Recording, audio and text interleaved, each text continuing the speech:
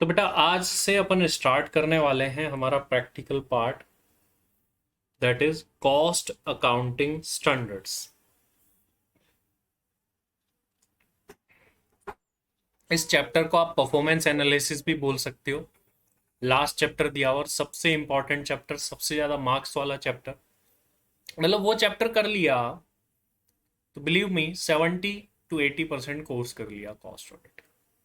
तो वो एक ऐसा चैप्टर है जो कि हमारा most of the course cover करता है। कॉस्ट अकाउंटिंग स्टैंडर्ड्स के प्रैक्टिकल भी वही कवर करता है। तो अगर आप इस चैप्टर को ध्यान से और अच्छे से कर लेते हो तो 50-60 मार्क्स तो आपके कहीं नहीं गए, क्योंकि इस चैप्टर से ही आना है इतने ना मार्क्स के question. Other marks you have to practice, आपको चीजें पढ़नी पड़ेगी देन तब जाकर के इसको। तो बेटा अपन इस चैप्टर का जो आज पढ़ने जा रहे हैं उसमें से एक ले लेते हैं, यूटिलिटीज कंजम्पशन।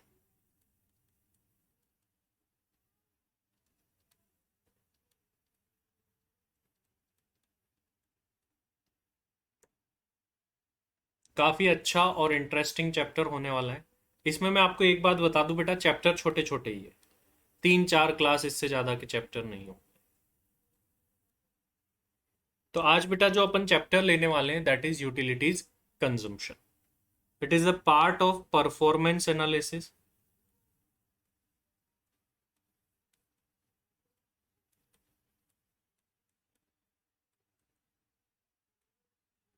और बेटा इस चीज से रिलेटेड कॉस्ट अकाउंटिंग स्टैंडर्ड भी है। कॉस्ट अकाउंटिंग स्टैंडर्ड 8 डील करता है इसके साथ। टोटल बेटा 24 कॉस्ट अकाउंटिंग स्टैंडर्ड है। इसमें से ज्यादातर तो थ्योरी है, 4-5 जो है प्रैक्टिकल्स के अंदर भी दे रखे। टोटल 24 है। उसमें से जैसा कि मैंने बताया ज़्यादातर थ्योरीज है और कुछ प्रैक्टिकल्स भी है। तो प्रैक्टिकल्स का पार्ट काफ़ी कम है कॉस्ट अकाउंटिंग स्टैंडर्ड के अंदर, और वो उसके प्रैक्टिकल जो है वो परफॉर्मेंस एनालिसिस चैप्टर में दे रखे हैं। तो आज जो अपन चैप्टर स्टार्ट करने वाले हैं दैट इज बेटा cost of utilities. Utilities consumption भी अपन बोल सकते हैं इसको। यूटिलिटीज क्या होती है सर, पहला तो सवाल ये आता है। क्या बेटा आप जानते हैं यूटिलिटीज क्या होती है? थोड़ा आइडिया, क्या आपको यूटिलिटीज के बारे में पता है कुछ? यूटिलिटीज कई बच्चे बोलेंगे सर हमने तो उसमें पढ़ा इकोनॉमिक्स में, जैसे जैसे हम कंजम्पशन करते हैं तो उस चीज़ से मिलने वाली यूटिलिटी जो है वो जो है सर कम होती जाती है। ऑडियो ब्रेक हो रही है। तो वैसा कुछ भी नहीं है। यहाँ पर यूटिलिटीज से मतलब क्या है बेटा? यहाँ पर यूटिलिटीज से मतलब है ऐसी चीजें। सबसे पहला सवाल तो यही आता है, इस स्टैंडर्ड को पढ़ने से पहले अपन पढ़ेंगे what is utilities. What is utilities, ये अपन को पढ़ना पड़ेगा। जब हम ये जान जाएंगे कि यूटिलिटीज का मतलब क्या होता है देन अपन इस स्टैंडर्ड को स्टार्ट कर पाएंगे और पढ़ पाएंगे। तो चलिए जानते हैं बेटा इसके बाद। तो एक गाना आपने सुना है?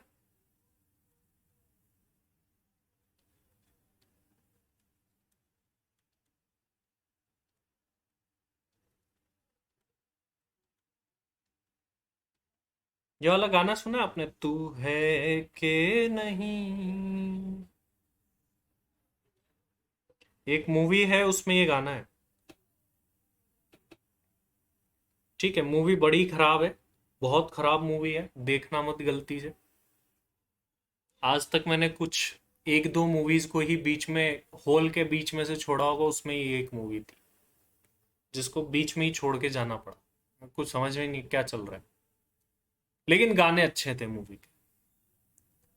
तो तू है कि नहीं, ये यूटिलिटीज को भी बोल सकते हैं। यूटिलिटीज भी कुछ ऐसी होती है, मतलब ऐसी चीजें जो कि प्रोडक्ट को बनाने में तो लगती है, लेकिन जब फाइनल प्रोडक्ट बनता है तब उसमें दिखती नहीं है, उसमें होती नहीं। इन्हीं को बोला जाता है यूटिलिटीज। तू है कि नहीं, क्यों? ऐसी कौन सी चीजें हैं सर जो कि फाइनल प्रोडक्ट में बिल्कुल भी मौजूद नहीं होती लेकिन वो लगी जरूर होती है। इलेक्ट्रिसिटी बेटा, इलेक्ट्रिसिटी प्रोडक्ट में लगती तो है लेकिन मौजूद होती है क्या? दुकान पे जा रहे हो, बोलना ये चीज देना, अरे इसमें तो करंट दौड़ रहा है, ले ही नहीं पाओगे कभी। इलेक्ट्रिसिटी प्रोडक्ट को बनाने में लगती है लेकिन फाइनल प्रोडक्ट में तो नहीं होती है। क्या कोई और ऐसी चीज है जो कि लगती तो है, ऐसी ही कुछ चीजें, लेकिन होती नहीं है? Yes sir. एक चीज और होती है बेटा, कंप्रेस्ड एयर।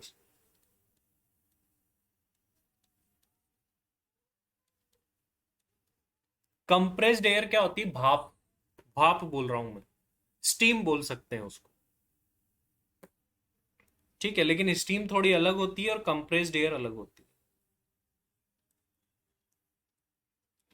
कई जगह स्टीम का यूज लिया जाता है। आप, ये बहुत प्रैक्टिकल चीजें हैं बेटा, ये जो भी पढ़ोगे ना आप कॉस्ट ऑडिट में, अगर आप प्रैक्टिस में जाते हो या आप आपकी आर्टिकलशिप अगर चल रही हो और जाते हो, तो ये सब मिलेगा तुमको प्रैक्टिकल, अगर आप प्लांट वगैरह में जाओ। एंड एक और चीज, वाटर। यस बेटा, वेरी गुड, बहुत बढ़िया। वाटर। ये चार चीजें ऐसी है बेटा जो कि किसी प्रोडक्ट को बनाने में लगती तो है लेकिन फाइनल प्रोडक्ट में नहीं दिखती। फाइनल प्रोडक्ट के अंदर नहीं दिखती। तो ये प्लांट्स के अंदर आप जाओगे तो ये चीजें प्रोडक्शन के काम में आती है लेकिन फाइनल प्रोडक्ट में नहीं दिखती। जैसे मैं आपको एक एग्जांपल दूं, मैं खुद जिस कंपनी में था उसका देता हूं, वेदांता।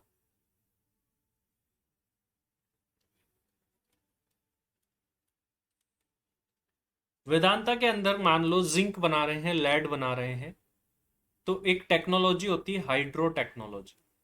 आपने सुना होगा, हाइड्रो पावर प्लांट भी सुने होंगे। हाइड्रो टेक्नोलॉजी होती है। हाइड्रो टेक्नोलॉजी में क्या होता है बेटा, वाटर का एंड स्टीम का यूज करके जो है एनर्जी जनरेट की जाती है, प्रोसेसेस वगैरह चलाई जाती है। वाटर एंड स्टीम का यूज होकर के आगे प्रोडक्शन किया जाता है प्रोडक्ट से। अब वो कैसे करते हैं, अपन तो इतने साइंटिस्ट नहीं है कि किस में क्या डाल के मिला के करते हैं, लेकिन इनकी मदद से जो है वो कुछ ना कुछ आगे किया जाता है और प्रोडक्ट को बनाया जाता है, प्रोसेस किया जाता है। लेकिन फाइनल प्रोडक्ट के अंदर ये चीजें नहीं दिखती। तो जो ये चार यूटिलिटीज है ना बेटा, इनकी कॉस्टिंग से रिलेटेड बात ये जो है चैप्टर करना, इनकी कॉस्ट जो है आखिर कैसे निकाली जाए, पहली बात। दूसरी बात को सुनिएगा बेटा, ये चैप्टर बोल लो या जो स्टैंडर्ड बोल लो, ये उन्हीं लोगों पर लगेगा बेटा जो इन यूटिलिटीज को एज इनपुट यूज करते हैं। Point to be noted, as input use करते हैं। मतलब ये चीजें उनके लिए इनपुट है। अगर किसी व्यक्ति के लिए ये चीज आउटपुट है, कि जैसे कोई इलेक्ट्रिसिटी कंपनी बेच रही है इलेक्ट्रिसिटी, उस पर ये नहीं लगेगा। लेकिन कोई कंपनी है इलेक्ट्रिसिटी यूज कर रही है एज इनपुट, तो उस पर लग जाएगा। तो ये चीजें जो अपन लिस्ट देख रहे हैं, अगर ये चीजें आपकी इनपुट है, एज ए इनपुट आप इनको यूज करते हैं, तो ही ये स्टैंडर्ड आपके ऊपर लगेगा। अगर ये चीजें आपका आउटपुट है, you are selling these things, तो आपके ऊपर ये स्टैंडर्ड जो है बेटा नहीं लगने वाला है। इस बात का आप ध्यान रखें। चलिए बेटा, पहले बेसिक थोड़ी छोटी मोटी बातें लिख लेते हैं, फिर अपन और आगे बढ़ते हैं।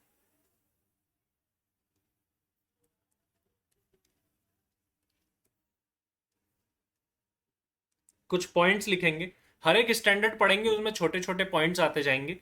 तो आइए पॉइंट नंबर 1 बेटा, पहला सवाल आता है सबसे पहला, what are utilities. Practical part को बेटा अपन लिख करके ही पढ़ेंगे, ध्यान रखना। कोशिश करें क्योंकि इनको लिख करके ही आप बेटर समझ सकते हैं, क्योंकि क्वेश्चंस भी करने हैं इसके साथ साथ। तो लिखिए, यूटिलिटीज आर दी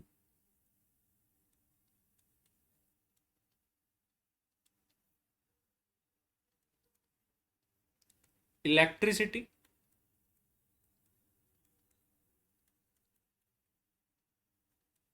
जिसको हम पावर भी कह सकते हैं।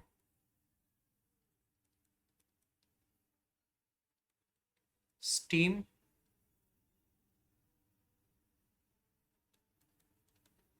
Water,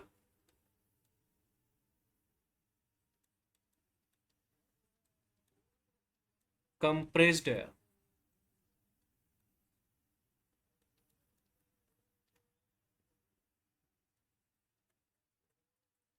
which are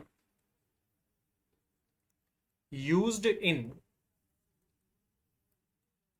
producing a product but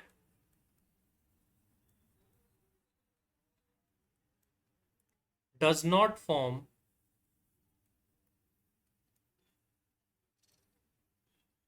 part of the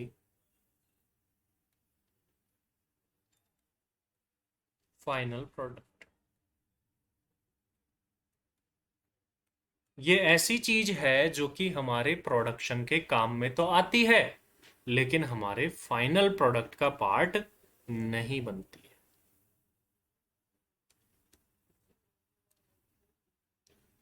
point number 2, ये स्टैंडर्ड किन बातों के साथ में डील करेगा?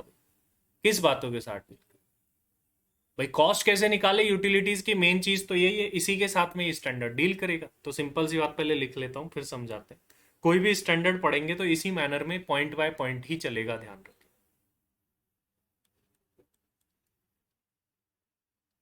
This standard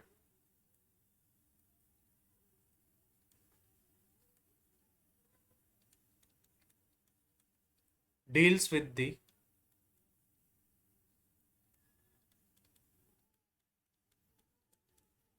principle and methods of classification,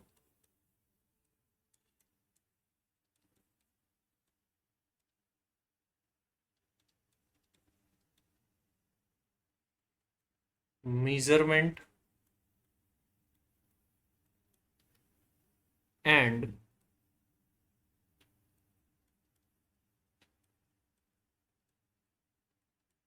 assignment of the cost of utilities। Simple सी बात है भाई, ये स्टैंडर्ड क्या क्या बताएगा? यूटिलिटीज की कॉस्ट को कैसे क्लासिफाई करना है, अलग अलग करना है भाई, अलग अलग कैटेगरी, सेग्रीगेशन प्रैक्टिकल क्वेश्चन करेंगे तब आएगा। मेजरमेंट करना और बांटना कैसे अलग अलग रिसोर्सेज पर, इससे रिलेटेड डील करता है। थियोरटिकल बात हो गई, थियोरटिकल पॉइंट हो गया, हमको ही पता है। हमारा काम ही यही है कि मेनली हमको क्या निकालनी, कॉस्ट ही निकालनी। पॉइंट नंबर 3 जो मैंने आपको बताया था बेटा, ये स्टैंडर्ड उन्हीं लोगों पर लगेगा जो कि यूटिलिटीज को एज ए इनपुट यूज कर रहे हैं। अगर कोई इनको एज ए आउटपुट सेल कर रहा है तो उनके ऊपर ये स्टैंडर्ड नहीं लगेगा। This standard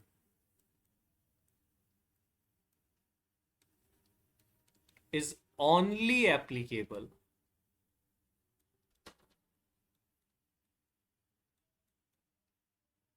on such organizations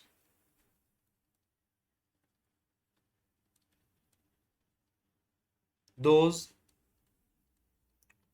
who are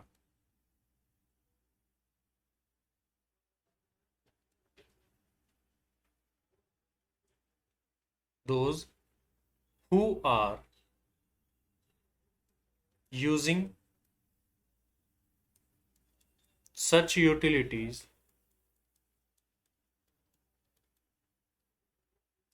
as input।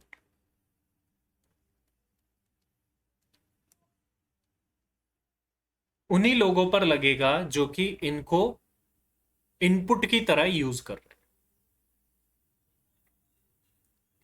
तो इनपुट जो है यहां पर मेन वर्ड निकल गया। किसी का काम ही इन यूटिलिटीज को बनाना और बेचना है बेटा, तो उनके ऊपर ये सेक्शन जो है नहीं लग पाएगा। आसान सा सेक्शन है, सारे स्टैंडर्ड आसान है, बस मेरे साथ साथ में आप कर ले, मेरे साथ साथ में जो मैं क्वेश्चन कराऊं वो कर ले, बस एग्जाम में भी वही मिलना है। Point number four,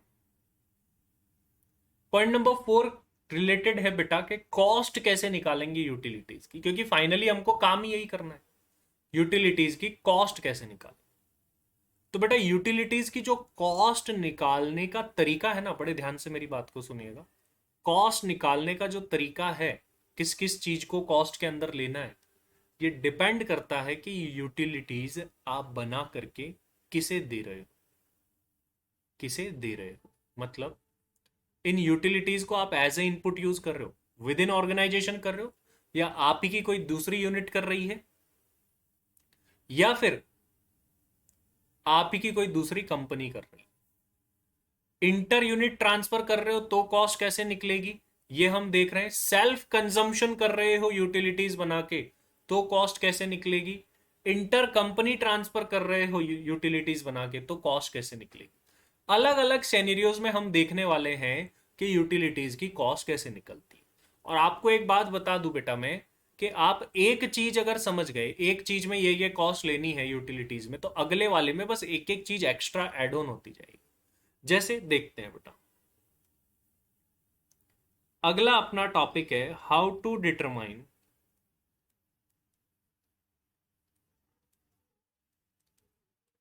cost of utilities. बेटा ये चैप्टर इतना इंपॉर्टेंट है कि इसका क्वेश्चन आता ही रहता है। 4 बार एग्जाम हुए तो 3 बार तक भी इसका क्वेश्चन एग्जाम के अंदर मिल ही जाता है। तो इतना इंपॉर्टेंट चैप्टर है, आप ध्यान रखिए इसका। इसलिए मैंने इस स्टैंडर्ड को पहले लिया है, बाकी अदर स्टैंडर्ड भी लिए जा सकते थे, लेकिन हमें पहले मार्क्स स्कोर करने।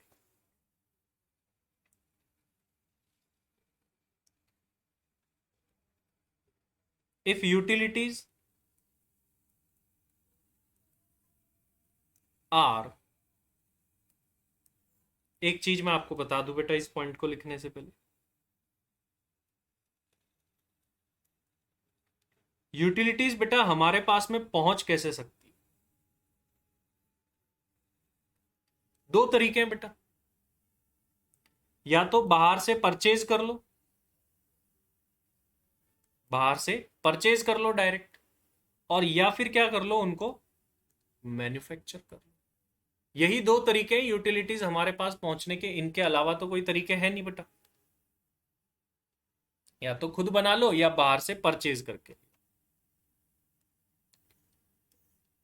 तो सबसे पहले अपन कॉस्ट देखने वाले हैं अब पॉइंट नंबर 4 के अंदर, कि अगर यूटिलिटीज को बाहर से परचेज करके लाया जाए तो उसकी कॉस्ट कैसे निकलेगी। पहले अपन एक बार सारा फॉर्मेट देखेंगे, फिर इसको डिटेल में अपन डिस्कशन करेंगे आराम से बात।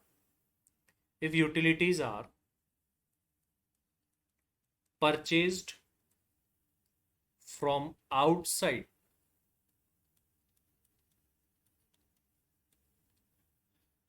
then its cost will be determined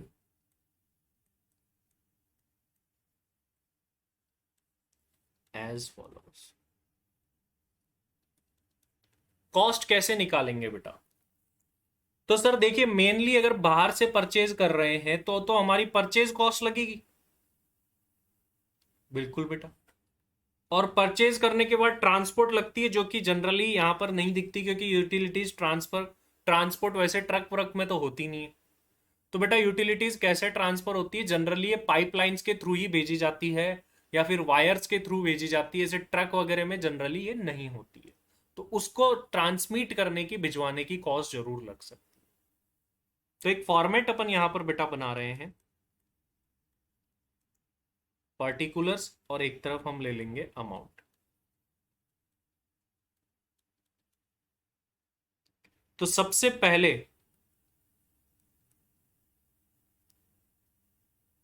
cost of purchase, इसमें आपको बेटा इंक्लूड करने हैं ड्यूटीज एंड टैक्सेस, अगर कुछ लगे हैं इसके ऊपर। मतलब पूरी इनवॉइस प्राइस लेनी है जो फाइनल आई है। लेकिन मान लो कल को अगर किसी ड्यूटीज और टैक्स का सर इनपुट टैक्स क्रेडिट मिल गया हो तो फिर उसको तो नहीं लेना, क्योंकि वो पैसे तो हमको वापस मिल चुके हैं। तो ना जनरल सी बात होती है, जनरल सेंस की बात होती है कि अगर मान लीजिए आपने कोई टैक्स भरा 50,000 का खरीदते टाइम, 40 का तो इनपुट ले चुके हो आप, तो फिर 10,000 ही आपको लेने होंगे cost.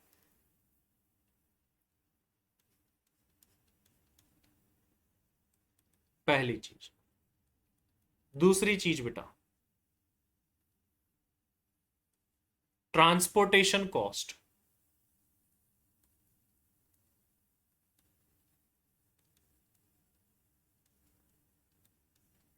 Transportation cost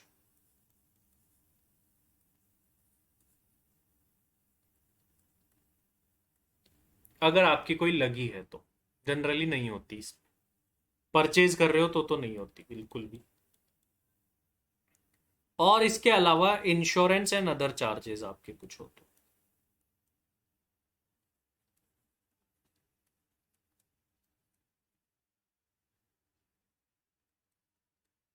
insurance and other expenses which are directly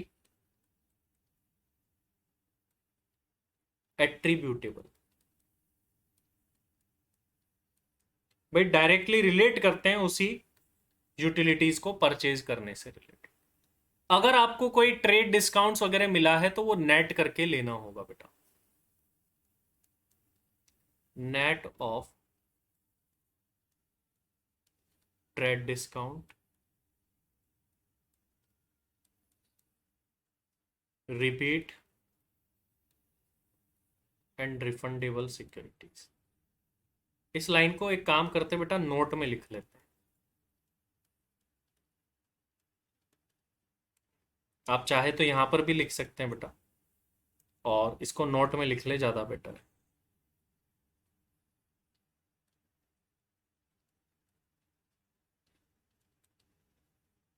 any type of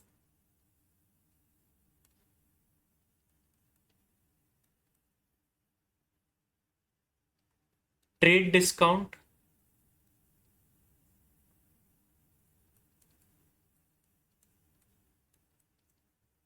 rebate और रिफंडेबल टैक्सेस, मतलब जिसका आईटीसी मिल सकता है, ये मैंने आपको पहले भी बता दिया था, will not become part of cost. ये हमारी कॉस्ट का पार्ट नहीं बनेगा।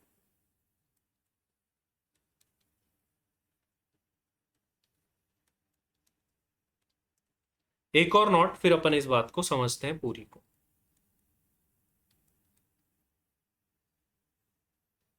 फाइनेंस कॉस्ट, इंटरेस्ट वगैरह की कॉस्ट क्या बेटा पार्ट बनती है आपकी कॉस्ट का? ये तो आपको ही पता होगा, आपने इतनी कॉस्टिंग पढ़ी है। क्या फाइनेंस कॉस्ट कॉस्टिंग के अंदर आती है? यस और नो? नहीं आती सर। तो नेक्स्ट नोट लिख लेंगे, फाइनेंस कॉस्ट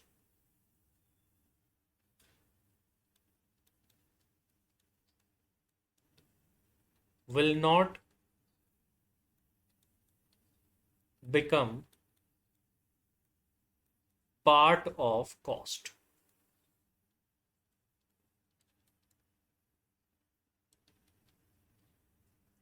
तो देखिए बेटा, अब इस बात को समझते हैं। पॉइंट नंबर 4 हमने बोला कि यूटिलिटीज की कॉस्ट कैसे निकाले। तो यूटिलिटीज की कॉस्ट कैसे निकाले तो डिपेंड करता है कि यूटिलिटीज आ कहां से रही है। हम खुद ही यूटिलिटीज को बना रहे हैं, मैन्युफैक्चर कर रहे हैं, या बाहर से लेकर के आ रहे हैं। बाहर से लेकर के आएंगे तो कॉस्ट निकालना बड़ा सिंपल है, हमारी जितनी परचेज प्राइस लगी और उससे को हमारे यहां तक लाने में जो भी खर्चे लगे वो ऐड कर देंगे। परचेज प्राइस, ट्रांसपोर्टेशन की कॉस्ट और इंश्योरेंस वगैरह के कोई खर्चे और डायरेक्टली जो रिलेटेड खर्चे हैं वो लगे, वो ऐड कर दो।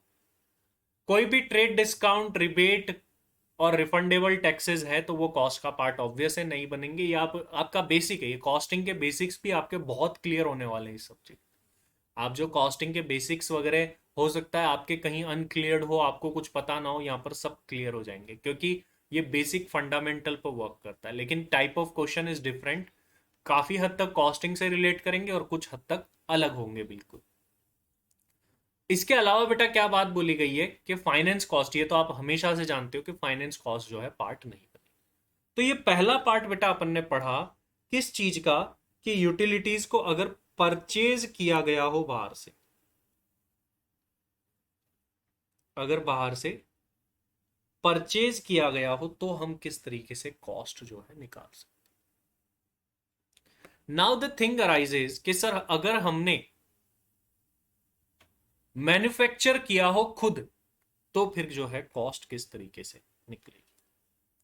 आइए बेटा इसी फोर्थ पॉइंट में ही कंटिन्यू कर लेते हैं, point number second.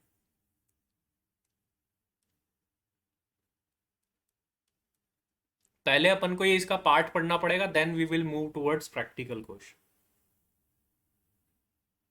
If utilities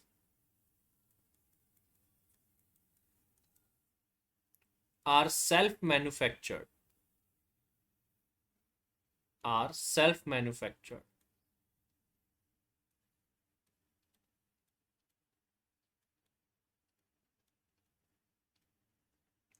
for on consumption, ध्यान रखना आप, हमने ही मैन्युफैक्चर करी है लेकिन किसके लिए, ऑन कंजम्पशन के लिए।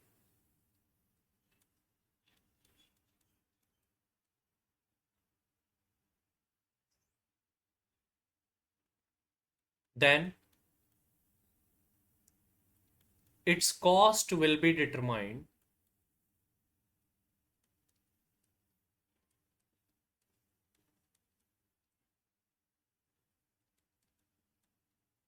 as follows। तो हम इसकी कॉस्ट कैसे निकालें। अगर सर हम खुद बनाते हैं तो हमारा मेनली क्या लगता है, मटेरियल, लेबर और एक्सपेंसेस, बस वही लेने। देखो अगर ध्यान रखना बेटा, अलग अलग चीज के लिए यहां पर एक चीज को आप अंडरलाइन कर लेंगे, हाईलाइट रखेंगे, ऑन कंजम्पशन, खुद के कंजम्पशन के लिए हमने बनाई है तो कॉस्ट कैसे निकालनी।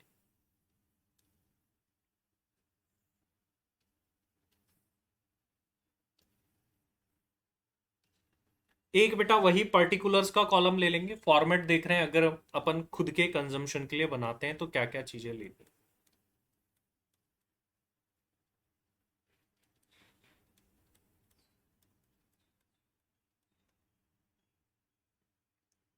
एक तो हमको लेनी है बेटा डायरेक्ट मटेरियल की कॉस्ट,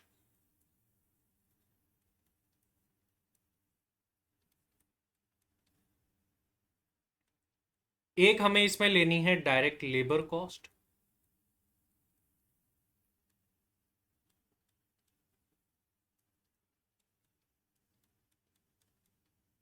और एक हमें लेनी है बेटा डायरेक्ट एक्सपेंसेस की कॉस्ट।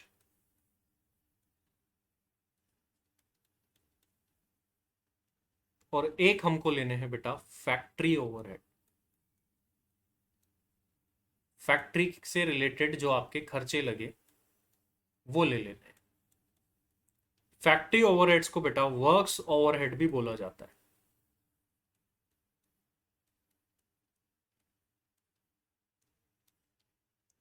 ये सब कुछ ऐड करने के बाद बेटा अपनी कॉस्ट निकल जाएगी, cost of utilities.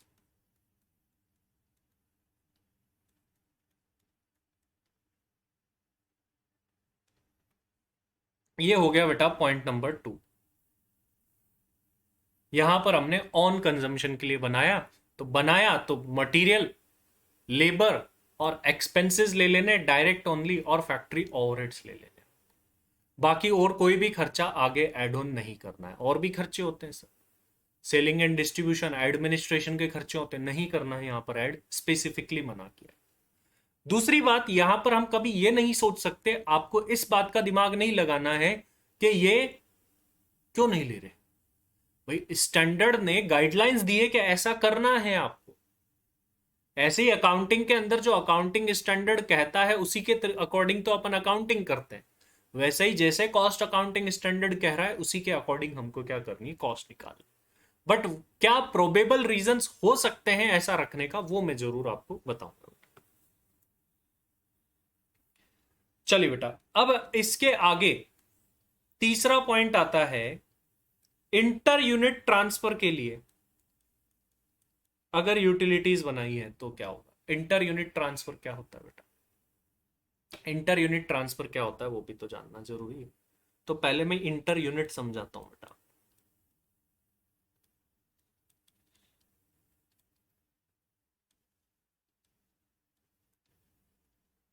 Inter unit transfer क्या,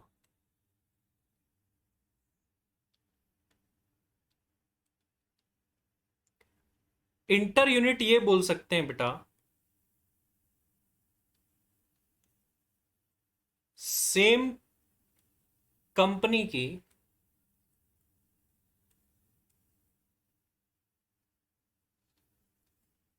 डिफरेंट लोकेशंस के बीच में जो ट्रांसफर होता है। जैसे मान लीजिए आपकी एक यूनिट जो है जयपुर के अंदर है, एक यूनिट उदयपुर के अंदर है, राजस्थान की दो सिटीज आपस में ट्रांसफर हो रहा है, एक ही कंपनी है, सेम कंपनी, इंटर यूनिट। और इंटर डिपार्टमेंट को भी जनरली इंटर यूनिट्स में ही लिया जाता है कि एक डिपार्टमेंट से दूसरे डिपार्टमेंट में जा रही है। लेकिन जनरली यूटिलिटीज में ये डिपार्टमेंट तो कम ही मिलेगा, अपनी ही किसी यूनिट को जरूरत होगी तो उसमें जो है कॉस्ट निकाली जाएगी। कोई खास बेटा फर्क यहां पर देखने को नहीं मिलता है कॉस्ट निकालने में। सिर्फ और सिर्फ एक कॉस्ट एड ऑन हो जाती है, डिस्ट्रीब्यूशन से रिलेटेड कॉस्ट। ओनली डिस्ट्रीब्यूशन से, सेलिंग नहीं, डिस्ट्रीब्यूशन से, बाकी ऊपर वाला सेम रहेगा। तो इंटर यूनिट के केस में हमारी कॉस्ट कैसे डिटरमाइन होगी, आइए देखते हैं बेटा। जैसा कि मैंने बोला पहले तो पूरा सेम लिख लो, ऊपर जितना है वो तो आएगा ही आएगा, एक चीज एडिशनल और आ जाएगी बस।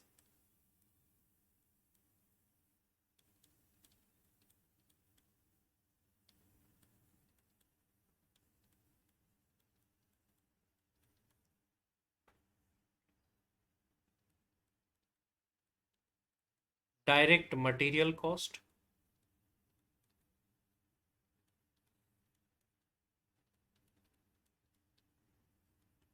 प्लस इसमें बेटा अपन ऐड ऑन कर देंगे direct labour cost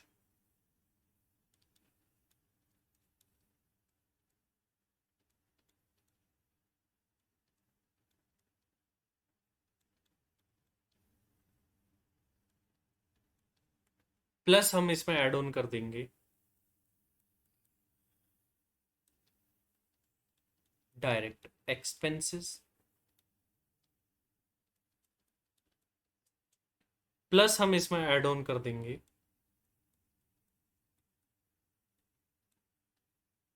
factory overheads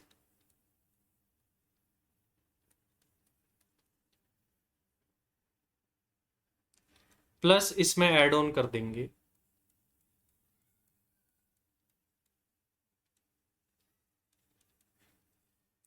expenses incurred on distribution of utilities. उन यूटिलिटीज को डिस्ट्रीब्यूट करने में, पहुंचाने में जो भी आपका खर्चा हुआ है वो आप और ऐड ऑन कर दो बस, बाकी कॉस्ट निकालने का तरीका सेम।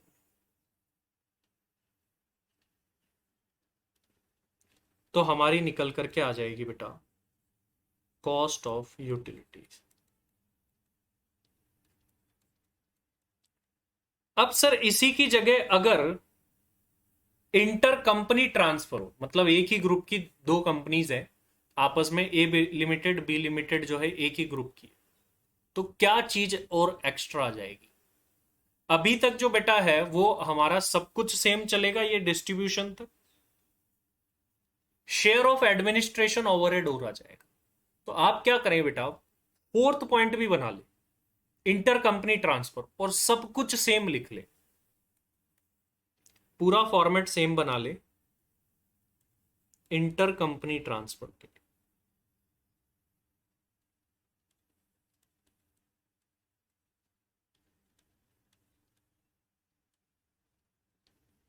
सब कुछ सेम लिखना है, शेयर ऑफ एडमिनिस्ट्रेशन ओवरहेड और ऐड कर देना उससे रिलेटेड, जो एडमिनिस्ट्रेशन ओवरहेड है। तो आप सब कुछ सेम लिख दे, मैं यहां पर एक ही चीज, एक पॉइंट एंड में यहां आपको ऐड ऑन करना है, लेकिन फॉर्मेट पूरा बनाना है, ऐसा नहीं लिखे सेम है बस यही ऐड कर लेना है। Share of administration overhead.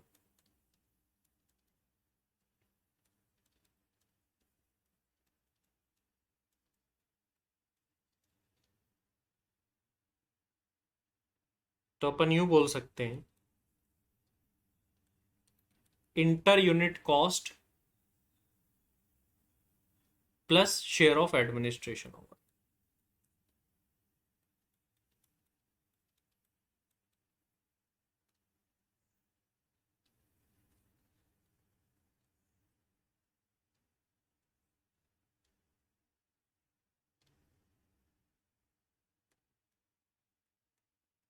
इस तरीके से निकालते, तो खुद परचेज करते हैं तो purchase cost, transportation cost, utilities की कॉस्ट का पार्ट बनेगी और इंश्योरेंस वगैरह। अगर खुद परचेज कर रहे हैं खुद के कंजम्पशन के लिए, direct material, direct expense, direct overhead और फैक्ट्री ओवरहेड लेते हैं। उसके बाद में अगर इंटर यूनिट ट्रांसफर के लिए कर रहे हो तो उसमें एक चीज और एड ऑन हो जाएगी, डिस्ट्रीब्यूशन ओवरहेड। और इंटर कंपनी के लिए कर रहे हो तो एक चीज और ऐड हो जाएगी, एडमिनिस्ट्रेशन। क्लियर है बेटा ये बात? जल्दी से बताओ यस और नो।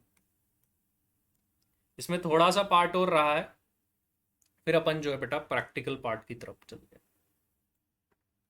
प्रैक्टिकल क्वेश्चंस करेंगे इसके, जो हमको करने चाहिए।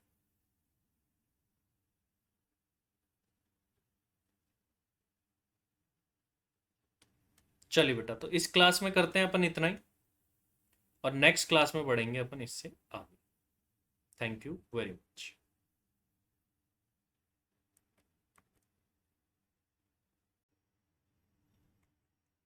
चलिए बेटा, तो लास्ट क्लास से आगे बढ़ते हैं। लास्ट क्लास में हम पढ़ रहे थे बेटा cost accounting standard 8, cost of utilities, उसके बारे में हम डिस्कस करेंगे, कॉस्ट ऑफ यूटिलिटीज के बारे में। तो सबसे पहले तो हमने पढ़ा था सर ये यूटिलिटीज क्या होता है।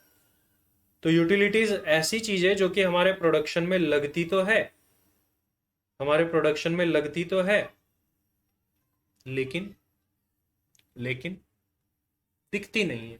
जैसे कि सर हमने बात करी थी, इलेक्ट्रिसिटी हो गई, स्टीम हो गई, ये चीजें ऐसी है जो कि हमारे प्रोडक्शन प्रोसेस में लगती तो है, लेकिन हमारे फाइनल प्रोडक्ट में नहीं दिखती। एक मिनट रुका।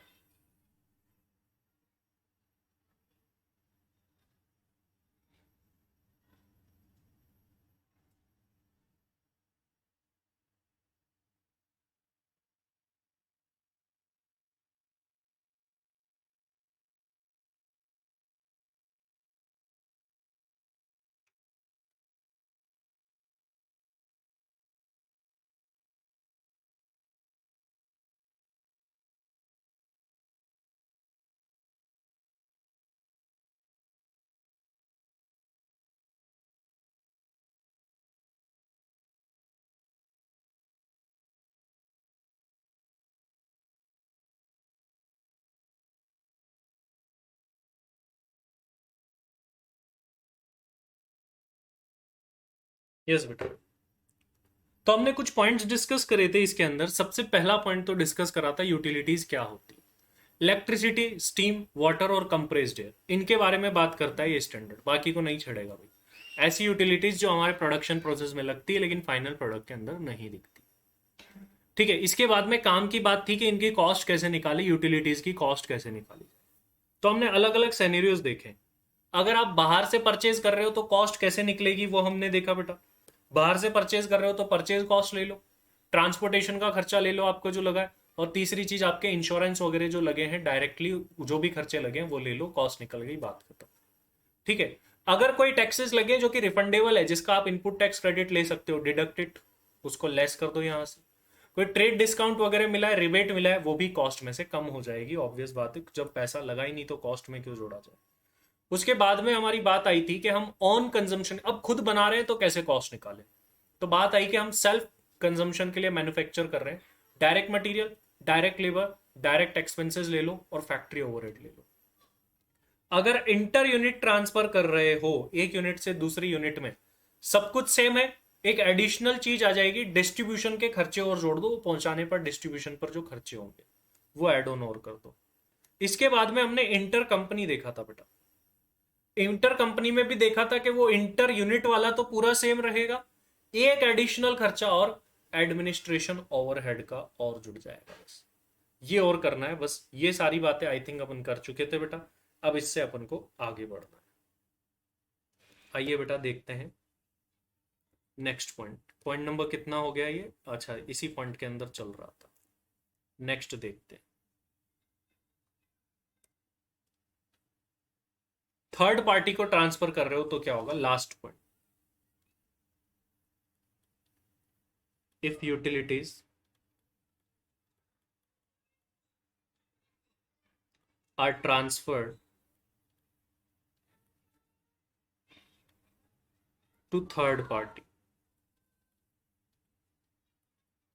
अब एक सवाल आता है, बड़ा ध्यान से सुनना, आपका ध्यान गया हो कि नहीं गया हो। थर्ड पार्टी को कैसे जा सकती है सर? स्टैंडर्ड के शुरू में ही हमने एक बात पढ़ी थी कि स्टैंडर्ड तो लगता ही उन लोगों पर है जो कि बना रहे हैं और खुद के ऑर्गेनाइजेशन में या खुद की कंपनीज ग्रुप में यूज ले रहे हैं, बाहर सेल नहीं कर रहे। एक कारण बताता हूं बेटा क्या होता है। यहां पर बोला है primarily engaged in self production वगैरह। प्राइमरीली मतलब मेन काम यही है। जैसे कुछ प्लांट होते हैं बेटा, मैं आपको एग्जांपल देता हूं, प्रैक्टिकल एग्जांपल। जैसे मैं जब खुद वेदांता के अंदर था बेटा, तो मैंने एक एग्जांपल दिया था कि वो प्रोडक्शन के लिए उन्होंने एक सीपीपी प्लांट बना रखा था, captive power plant. Captive power plant क्या करता था? इलेक्ट्रिसिटी सप्लाई करता था प्लांट्स में, इलेक्ट्रिसिटी सप्लाई करता था।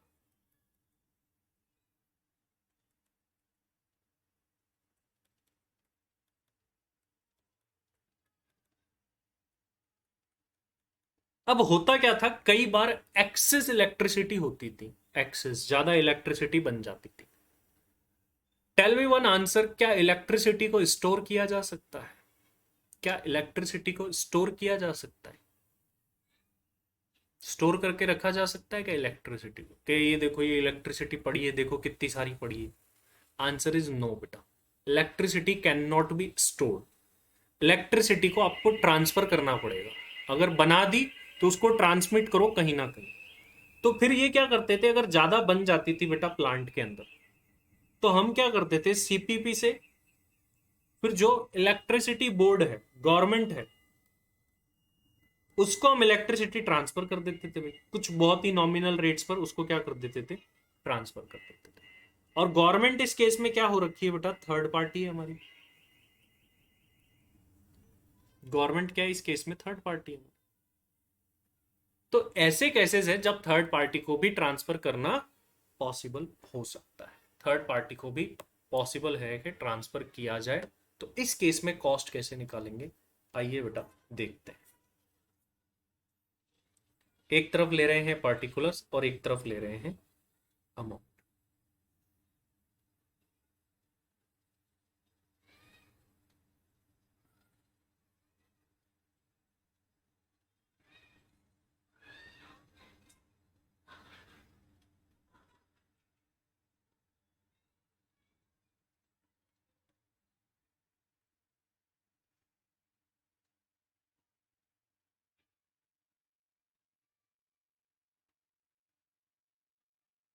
एक तरफ पर्टिकुलर्स, एक तरफ अमाउंट। क्या क्या लेना है देखो, अभी तक जो आ रहे थे वो तो सब कुछ लेना है, तो वो तो ले लो पहले। Direct material cost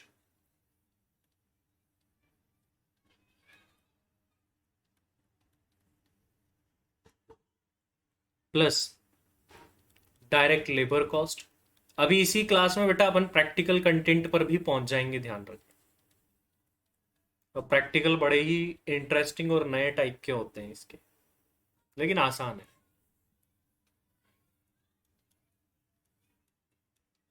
direct expenses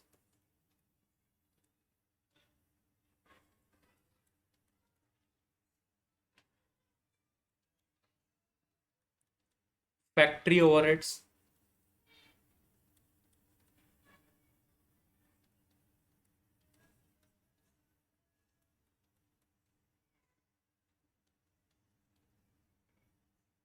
share of administration overheads,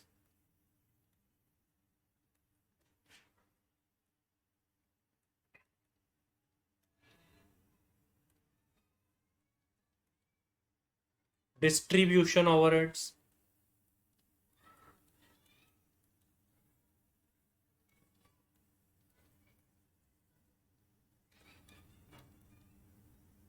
and plus one thing, marketing overheads.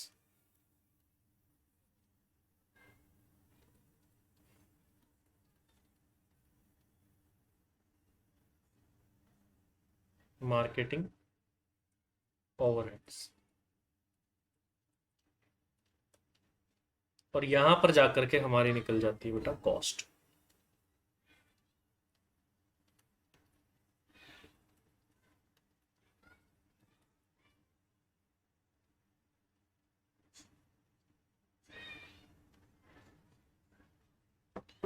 ये बेटा नोट कर लीजिए और मुझे बता दीजिए। नाउ अपन एक दो नोट देखेंगे, then we will start our practical part.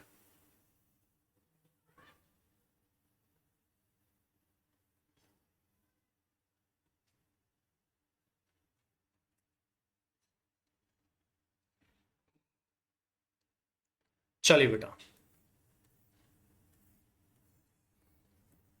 एक टॉपिक हमको बेटा पढ़ना है अब यहां पर, treatment of normal loss and abnormal loss utilities के अंदर। Treatment of normal loss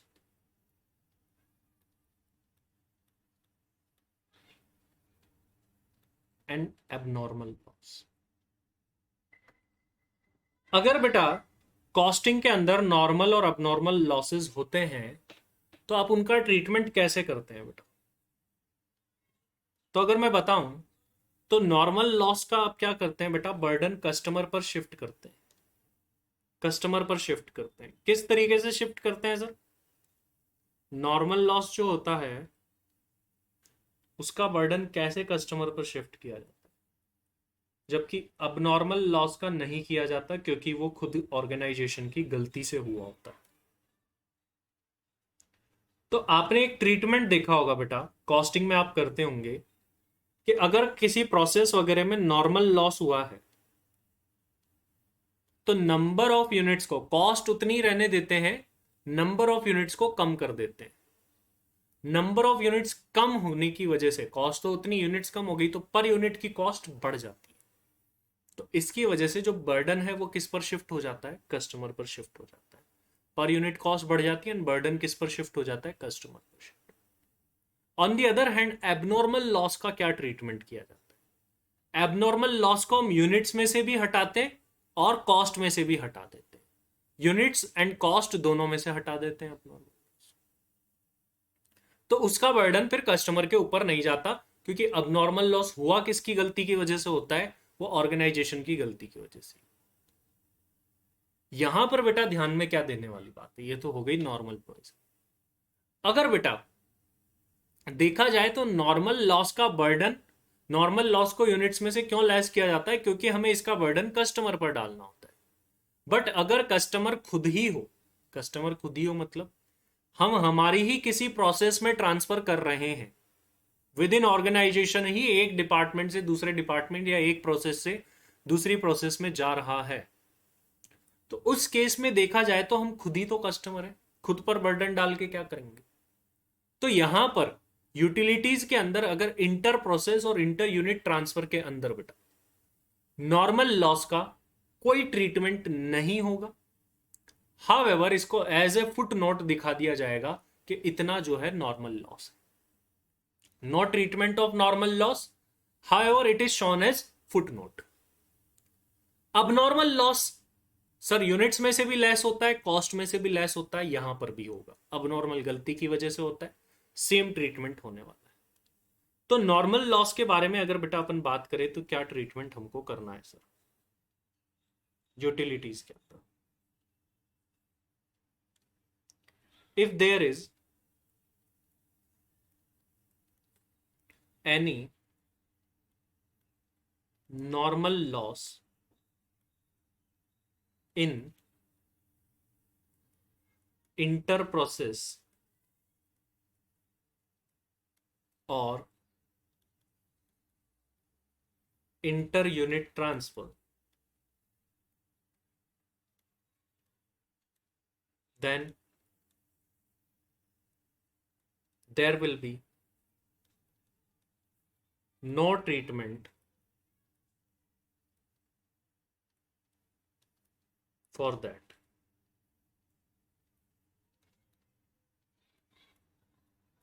However, it will be shown as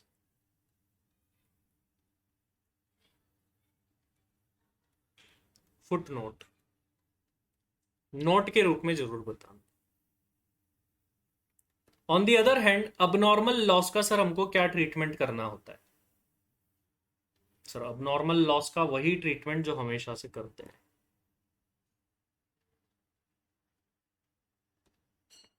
treatment of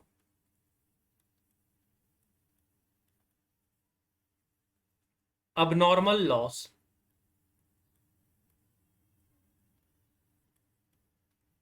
will be as usual. It means it will be deducted from cost as well as from units.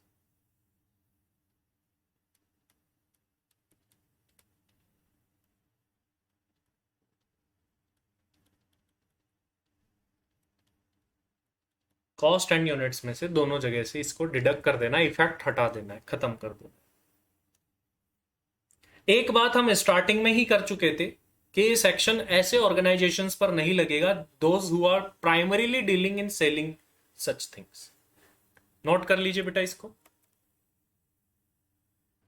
चलिए बेटा, तो ये सारी बातें हमारी हो गई थोड़ी बहुत कंसेप्ट से रिलेटेड. अब it's time to go with the practical portion. चलिए तो बेटा कुछ प्रैक्टिकल पोर्शन स्टार्ट करेंगे अब इसका.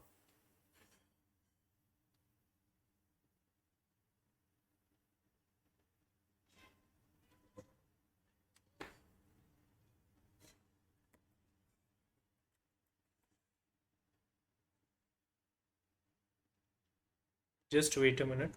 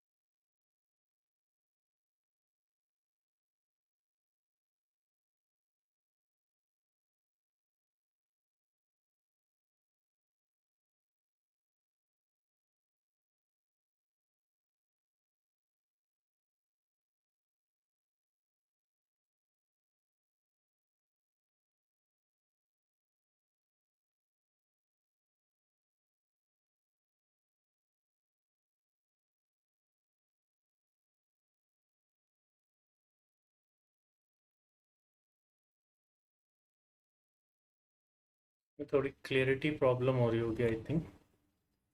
Just wait.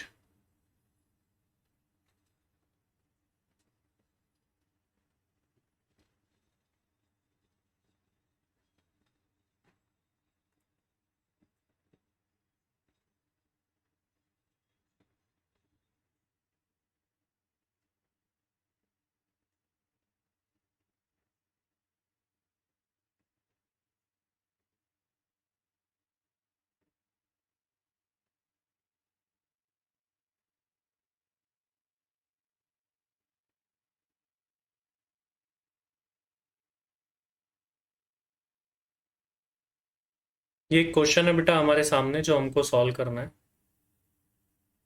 Cost of utilities chapter से। पार्ट 2 भी है इसका।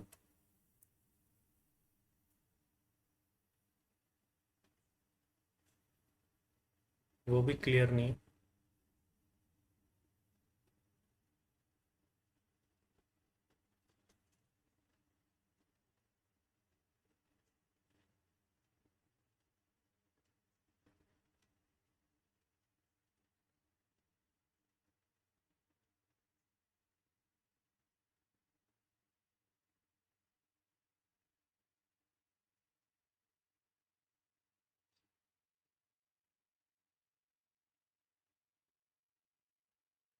चलिए बेटा, तो ये क्वेश्चन हमारे सामने, पहले तो क्वेश्चन को पढ़ते हैं। इतना बड़ा सारा क्वेश्चन सर, आता भी 8-10 नंबर का है, जैसा कि मैंने आपको बताया हमेशा।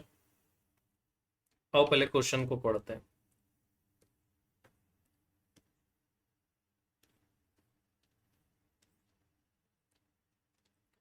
एक्स लिमिटेड एक कंपनी है बेटा, is having business of generating thermal electricity, बनाते हैं thermal power plant, TPP. Thermal electricity के लिए कंपनी क्या करती है, पानी लेकर के आती है, पास में एक लेक है वहां से। पहले एक बार पूरा प्रोसेस पढ़ लेते, फिर मैं आपको बताता हूँ प्रोसेस कैसे वर्क कर रहा है। कॉस्ट ऑडिट के क्वेश्चंस में आपको प्रोसेस समझना बड़ा जरूरी है कि काम हो कैसे रहा है। प्रैक्टिकल लाइफ के क्वेश्चंस आएंगे, ऐसे नहीं आएंगे कॉस्टिंग की तरह कि ऐसी फिक्टिशियस सिचुएशन बना दी, बोला ऐसा करा। ये कॉस्ट ऑडिट में आपको एक बात बता दूं बेटा, ये जो भी क्वेश्चन बने हुए हैं ना, ये रियल लाइफ क्वेश्चन है।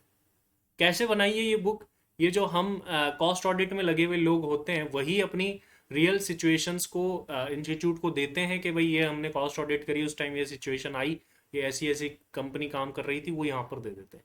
तो यहाँ पर प्रैक्टिकल नॉलेज होना बड़ा इंपॉर्टेंट है, इसलिए मैं आपको प्रैक्टिकली समझाऊंगा कि काम कैसे हो रहा है, देन आप समझ पाओगे कि करना क्या। The water collection cost consist of water collected from lake and primary treatment. Lake से पानी लेकर आते हैं और प्राइमरी ट्रीटमेंट कर देते हैं, ठीक है, पानी लेकर के आए, ट्रीटमेंट कर दिया। There after water is transferred to the water treatment cost centre for secondary treatment. Primary adjustment के बाद सेकेंडरी ट्रीटमेंट कहां पर होता है? वाटर ट्रीटमेंट पर। पहले वाटर कलेक्शन करा बेटा, वहां पर प्राइमरी ट्रीटमेंट हो गया, उसके बाद में वाटर ट्रीटमेंट का एक प्लांट है वहां पर भेज दिया उसका, और सेकेंडरी ट्रीटमेंट हो गया। अब ट्रीटमेंट होने के बाद ये जो वाटर होता है, ये भेजा जाता है वाटर डीमिनरलाइजेशन नामक एक और प्लांट में। और वाटर डीमिनरलाइजेशन प्लांट में भेजने के बाद में क्या होता है, पावर जनरेट होती है, उस पानी से इलेक्ट्रिसिटी बनाई जाती है। और कुछ पानी जो है टाउनशिप में भेज दिया जाता है, इनकी कॉलोनी भी है वहां पर यूज करने के लिए। सिर्फ क्या कहानी है, आइए अब कहानी देखते हैं। और जब भी आप मेरे साथ में बेटा क्वेश्चन सॉल्व करें, तो क्वेश्चन के आंसर से ज्यादा जरूरी इसकी प्रोसेस होती है, उसको बड़े ध्यान से समझना। ऐसे काफी सारे क्वेश्चन हमारे यहाँ पर आए। सबसे पहले बेटा, एक लेक है नियर बाय,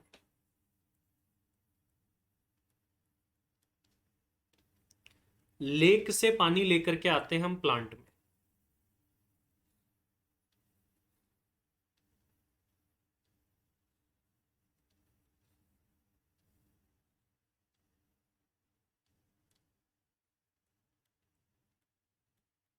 तो यहां पर ये कॉस्ट लगती है वाटर कलेक्शन की कॉस्ट।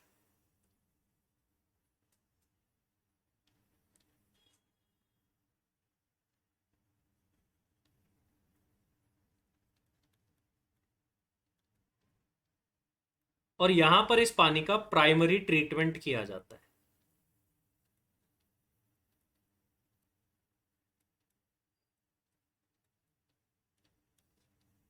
इसके बाद में पानी को और आगे भेजा जाता है बेटा,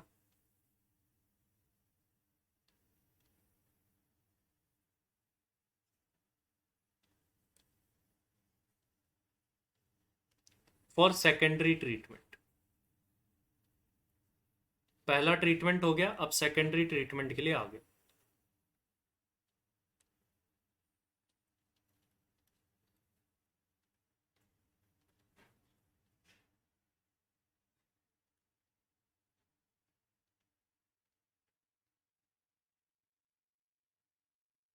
ये एक और प्लांट हो गया।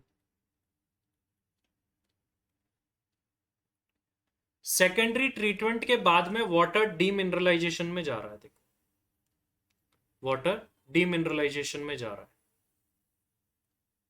और फिर टाउनशिप में भी जा रहा है।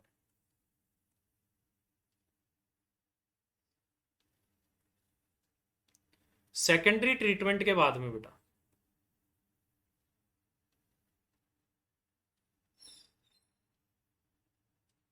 पानी जाता है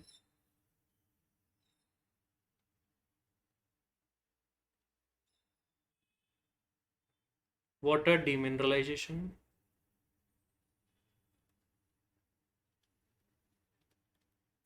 वाटर डीमिनरलाइजेशन प्लांट बेसिकली क्या करता है, पानी में जो भी मिनरल्स होते हैं उसको हटा देता है, क्योंकि इलेक्ट्रिसिटी बनाने के लिए जो पानी चाहिए ना उसमें कोई मिनरल्स वगैरह एज सच नहीं होने चाहिए। और बाकी इनकी पास में क्या बनी हुई बेटा, टाउनशिप बनी हुई। टाउनशिप मतलब क्या होता है, प्लांट के आसपास में जहां एम्प्लॉयज रहते हैं, तो ये टाउनशिप बनी हुई।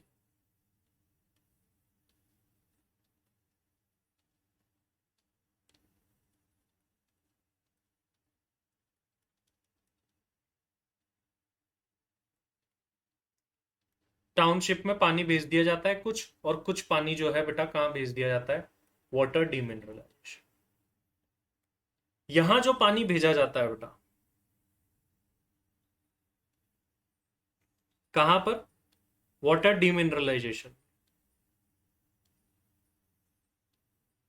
ये पानी आगे यूज होता है फॉर जनरेटिंग इलेक्ट्रिसिटी, या पावर बोल लो।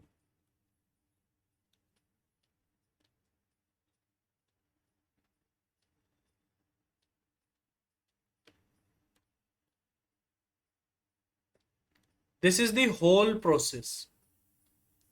ये पूरी की पूरी प्रोसेस है जो काम करता है। लेक, लेक के बाद प्लांट, फिर सेकेंडरी एडजस्टमेंट, पहले प्लांट में प्राइमरी एडजस्टमेंट ट्रीटमेंट के लिए, फिर सेकेंडरी ट्रीटमेंट के लिए, सेकेंडरी ट्रीटमेंट के बाद कुछ पानी वाटर डिमिनरलाइजेशन, कुछ पानी टाउनशिप में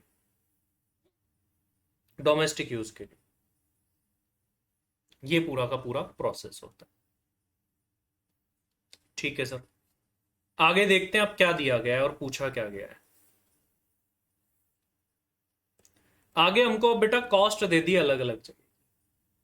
वाटर कलेक्शन वाले की कॉस्ट दे दी, वाटर ट्रीटमेंट वाले की कॉस्ट दे दी, डीमिनरलाइजेशन की कॉस्ट दे दी, और टाउनशिप में कितना पानी गया वो दे दी। टाउनशिप में कॉस्ट क्या आई, वहां तो पानी चला गया। तो क्या क्या कॉस्ट आई है बेटा वो हमको गिवन है यहां पर।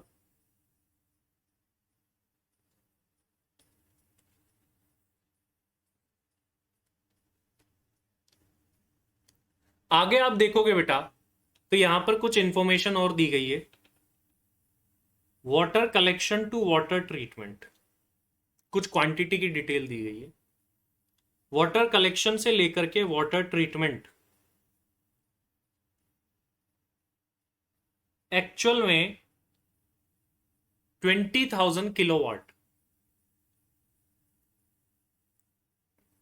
के वाटर लॉस्ट हुआ। मतलब लॉस्ट कितना नुकसान हुआ पानी का वो दे रहा है, लॉस कितना कितना हुआ अलग, कॉस्ट दे दी कहां कहां की कितनी आ रही, लॉस दे रखा है। फिर आगे देखेंगे पूछना क्या चाहते हैं। तो 20,000 का पानी का लॉस हुआ, उसमें से 15,000 नॉर्मल है। तो एक बात बताओ फिर अब नॉर्मल क्या है। तो एक कॉलम में यहां पर बना देता हूं बेटा अब नॉर्मल।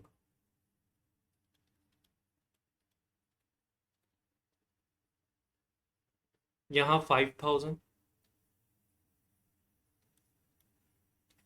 यहां 3,000,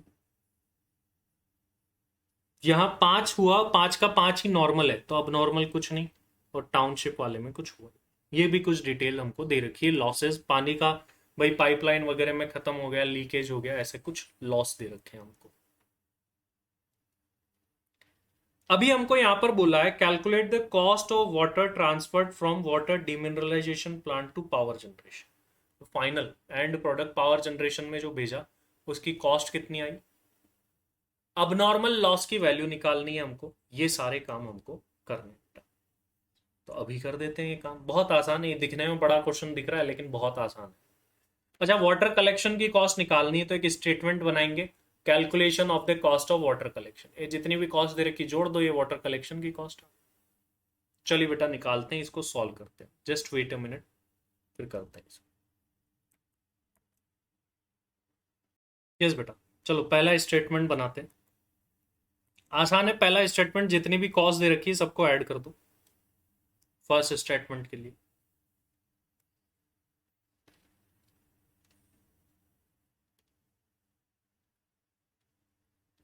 calculation of the cost of water collection.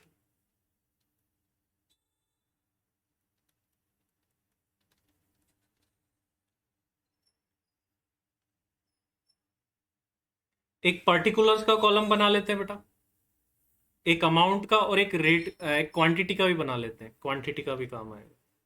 ये क्वांटिटी का,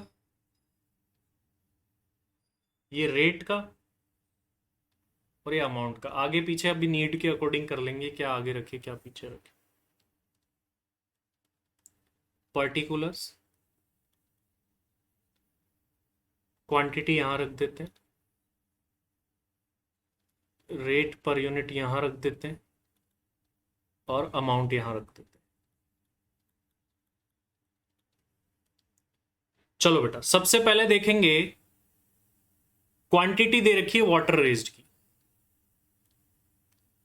कितना वाटर रेज्ड करा, क्वांटिटी ऑफ वाटर, भाई पानी रेज कितना करके लाए, 4000 या 4 लाख है, 4 लाख होगा, 4 लाख किलोवाट पानी लेकर के आए। रेट पर यूनिट कुछ नहीं निकलनी यहां पर, अमाउंट भी कुछ नहीं निकल। आगे देखते हैं, क्वांटिटी ट्रांसफर्ड वगैरह दे रखी है, चलो ये आगे बात करेंगे। यहां आ जाते हैं कॉस्ट ऑफ वाटर रेज पर, पहले कॉस्ट निकालनी है तो कॉस्ट ऑफ वाटर रेज्ड।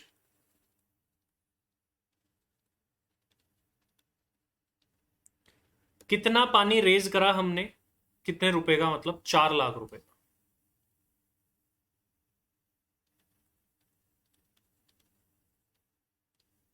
आप चाहे तो बेटा हर एक की पर यूनिट जो है फॉर्मेट में साथ साथ निकाल सकते हैं, वैसे नीड नहीं है। फिर केमिकल्स लगे, सैलरी लगी होगी स्टाफ की जो कि इस काम में लगा हुआ होगा उनकी, इंश्योरेंस लगा, डेप्रीशिएशन लगा, रिपेयर मेंटेनेंस लगा, सबको ऐड कर दो एज इट इज लिख के। खर्चे लग गए chemical, salary, insurance, depreciation, repair and maintenance.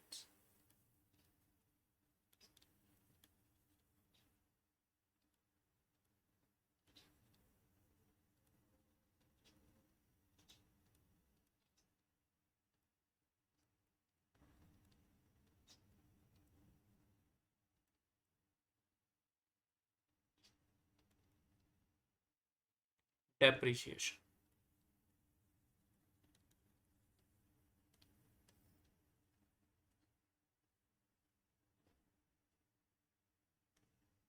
Chemical 80,000, salary 3 lakh, insurance 50,000।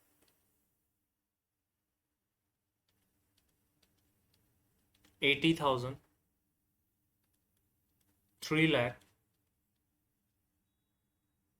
50,000। Repair maintenance के 30, डेप्रीशिएशन के 24, अपन ने ऊपर नीचे लिखा बेटा।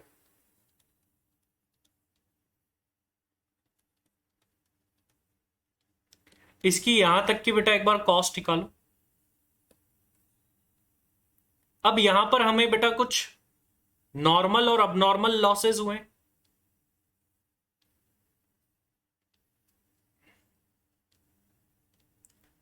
तो इसमें से हमको नॉर्मल का तो कुछ करना नहीं है, जैसा कि मैंने बताया एक ही कंपनी की प्रोसेस चल रही है अपनी, तो क्या हटा देना है सर, यहां से हमको एबनॉर्मल लॉस हटा देना है। तो पहली प्रोसेस का बेटा एक बार देख करके मुझे बताओ कि फर्स्ट प्रोसेस में अबनॉर्मल लॉस कितना था। फर्स्ट प्रोसेस में अबनॉर्मल लॉस कितना था और उसकी कॉस्ट कितनी आई, कॉस्ट कितनी आई।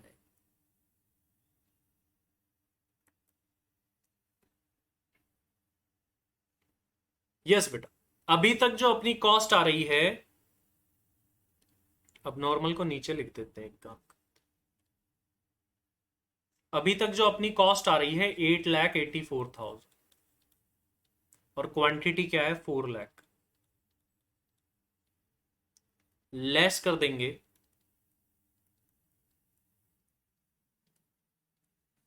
अब नॉर्मल लॉस जो हो गया हमारा। नॉर्मल का ट्रीटमेंट नहीं करना है, ध्यान रखें। अच्छा, इसकी रेट निकालना बेटा, क्या निकल रही है 8,84,000 डिवाइड बाय 4,00,000, क्या रेट निकल रही है 2.21। तो इसी रेट पर अब नॉर्मल लॉस जाएगा। अब नॉर्मल लॉस की कॉस्ट निकालो बेटा, कितनी आ रही है। क्वांटिटी में से भी हटाना है, कॉस्ट में से भी हटाना है। तो देखिए बेटा क्या आ रही है जल्दी से, 5,000 मल्टीप्लाई 2.21 कर देंगे,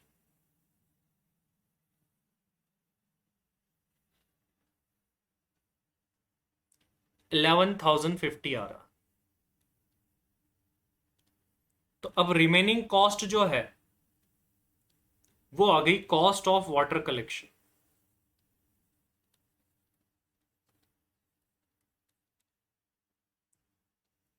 3,95,000 किलोवाट पानी बचाओ।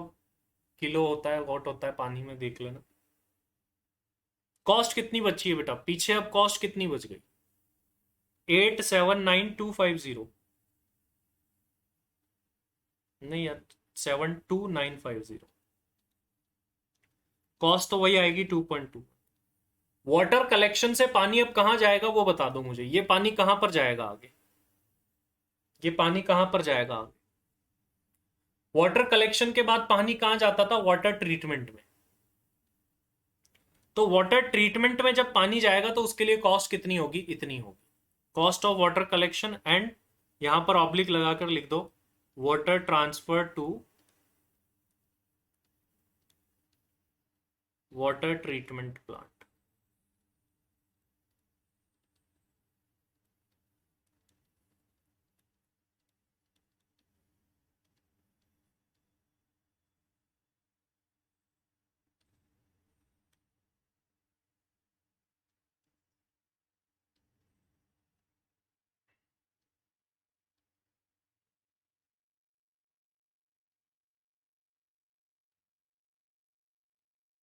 तो यही सेम है, तो इसलिए दोबारा दोबारा लिखने की जरूरत नहीं। लेकिन एक चीज मैंने आपको बताई थी कि फुट नोट में लिखनी पड़ेगी, बतानी पड़ेगी, क्या है वो, नॉर्मल लॉस।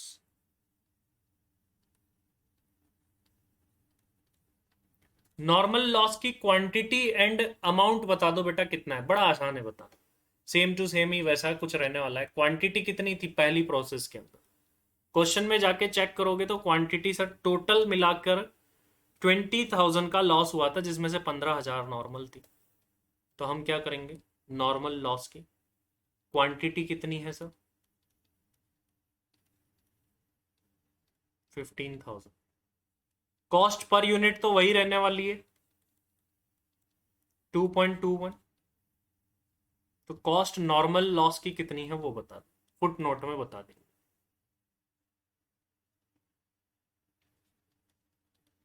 33,150। क्लियर है बेटा ये बात, बताइए यस और नो जल्दी से फटाफट से।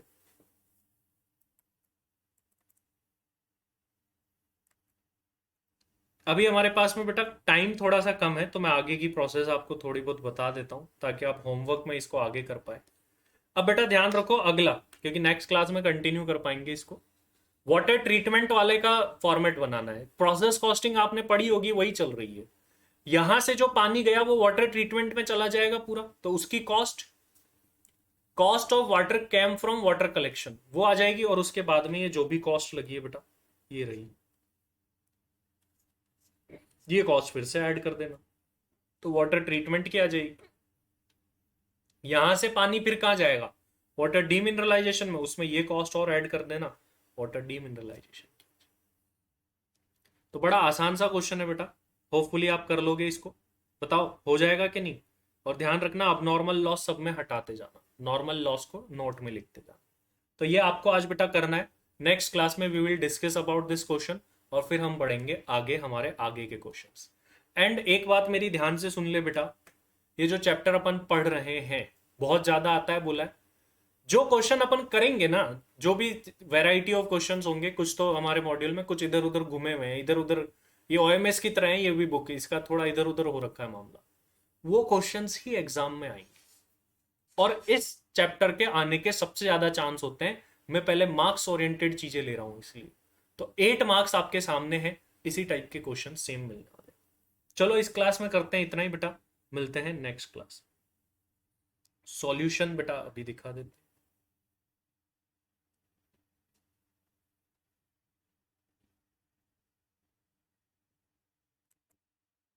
और बुक के अंदर बेटा, कॉस्ट ऑडिट की बुक के अंदर ये क्वेश्चन आपको कहां मिलेगा वो भी मैं बता देता हूं। पेज नंबर 439 पर, पेज नंबर 439 पर ये क्वेश्चन मिलेगा आपको, यूटिलिटीज कंजम्पशन नामक चैप्टर, वहां पर ये क्वेश्चन मिलेगा, ध्यान रखना।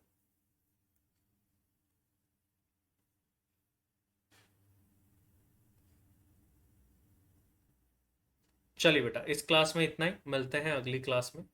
Thank you very much.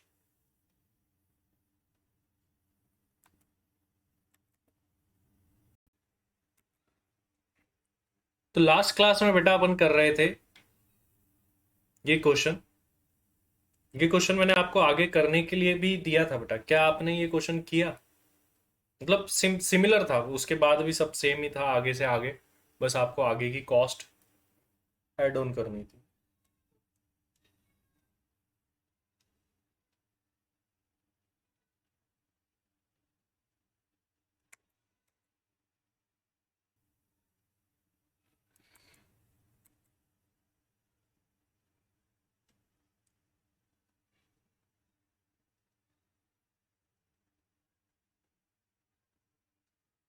तो इस क्वेश्चन के अंदर बेटा अपनी फर्स्ट प्रोसेस का जो है अपन ने स्टेटमेंट बनाया था, जिसके अंदर हमने क्या किया था बेटा, वाटर कलेक्शन की कॉस्ट निकाल ली थी। इससे आगे अब आता है वाटर ट्रीटमेंट प्लांट की कॉस्ट, वाटर ट्रीटमेंट प्लांट की। ठीक है, तो आइए बेटा अपन अगला स्टेटमेंट बनाते हैं वाटर ट्रीटमेंट प्लांट के लिए।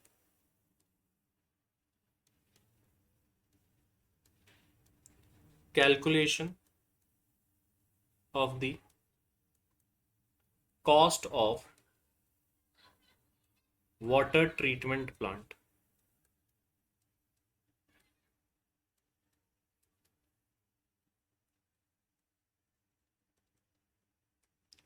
अब हम निकालने वाले बेटा वाटर ट्रीटमेंट प्लांट की कॉस्ट। ये एक ऐसा चैप्टर है, अलग अलग केसेस पर बेस्ड ये चैप्टर, और काफी इसमें आपको इंटरेस्टिंग चीजें, केस स्टडी बेस्ड चीजें मिलेगी इसके अंदर।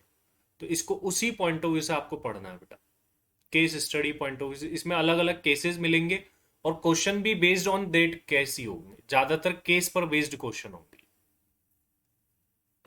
अब देखिए बेटा यहां पर क्या दिया गया, वाटर ट्रीटमेंट प्लांट के लिए देखिए,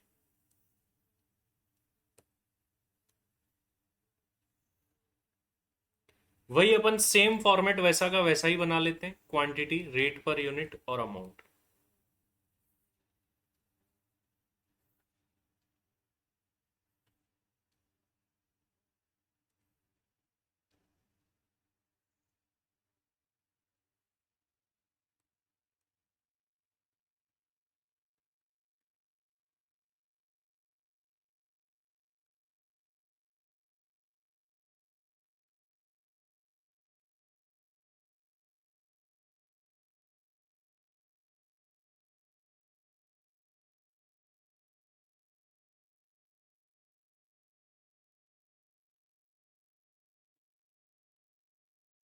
चलिए बेटा देखते हैं क्या क्या है इसके अंदर। सबसे पहली बात तो, वाटर कलेक्शन वाले से पानी प्रोसेस होकर के, वाटर कलेक्शन वाले से यहां से देखो, लेक से पानी आता था, सबसे पहले प्राइमरी ट्रीटमेंट हो गया, वाटर कलेक्शन वगैरह प्लांट हो गया। यहां से सेकेंडरी ट्रीटमेंट के लिए जाता था, वाटर ट्रीटमेंट प्लांट में। तो वाटर ट्रीटमेंट प्लांट की कॉस्ट निकाल रहे हैं बेटा। तो देखिए बेटा इसके अंदर क्या क्या आ रहा है। कॉस्ट ऑफ वाटर वेस्ट तो यहां से निकलेगी, इसके यहां से जो वाटर की कॉस्ट रही वो अगले वाले में बन जाएगी। तो सबसे पहले तो कॉस्ट ऑफ वाटर ही ले लेते हैं, क्योंकि पानी वाटर कलेक्शन से निकला और यहां आ गया।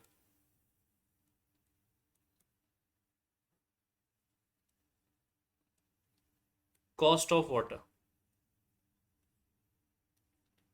872950,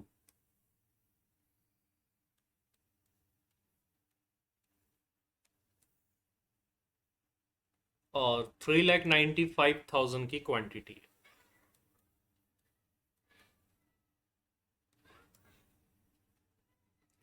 रेट थी यहां पर 2.21। अब आगे की कॉस्ट लग गई, वो देखते हैं।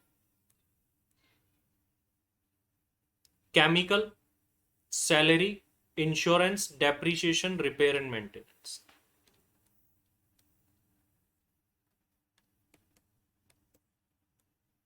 केमिकल,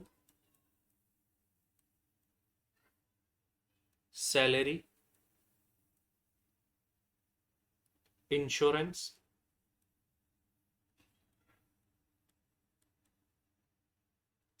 डेप्रिसिएशन,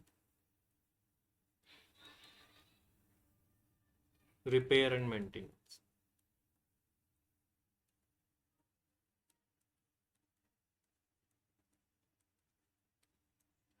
केमिकल की अगर कॉस्ट देखी जाए भाई,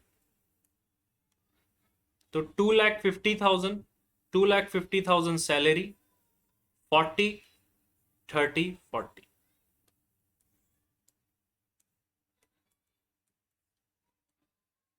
2,50,000 केमिकल में आ जाएगी कॉस्ट।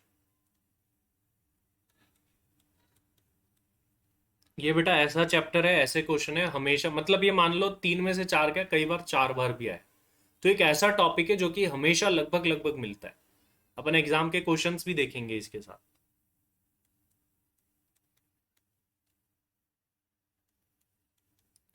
$40,000, $30,000 एंड $40,000।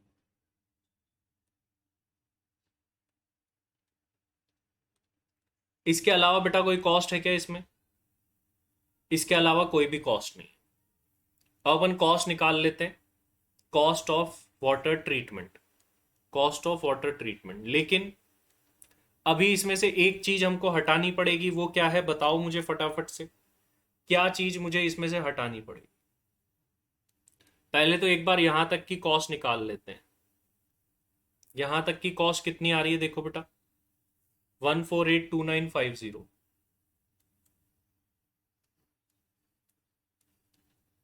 क्वांटिटी कितनी है? 3,95,000। लेकिन अब इसमें से लेस हो जाएगा बेटा जो भी हमारा अबनॉर्मल लॉस हो गया। तो अबनॉर्मल लॉस की देखो बेटा कितनी क्वांटिटी थी। अबनॉर्मल लॉस सेकंड प्रोसेस में बेटा 3,000 यूनिट्स का था।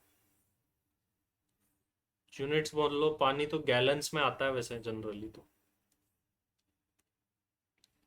3,000 का लॉस था। यहां रेट निकालना बेटा, कितनी आ रही है रेट ऊपर? 3.75। तो ये 3.75 की रेट से 11,250 का अब नॉर्मल लॉस हो गया। 11,250 का अब नॉर्मल लॉस होने के बाद में अब कितना बचा?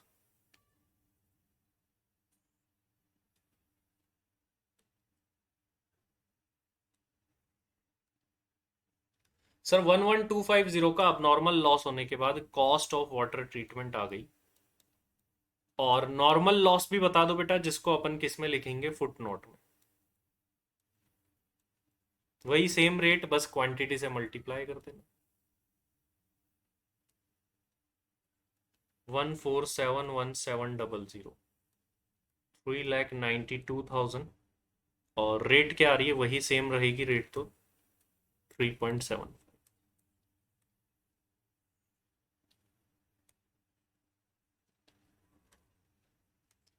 Normal loss.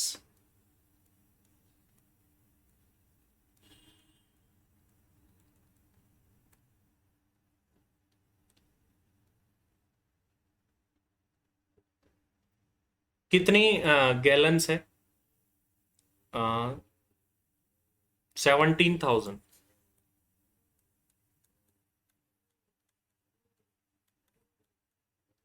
मल्टीप्लाई 3.75, 6375। ठीक है बेटा, आइए अब क्वेश्चन को पढ़ते हैं बेटा एक बार।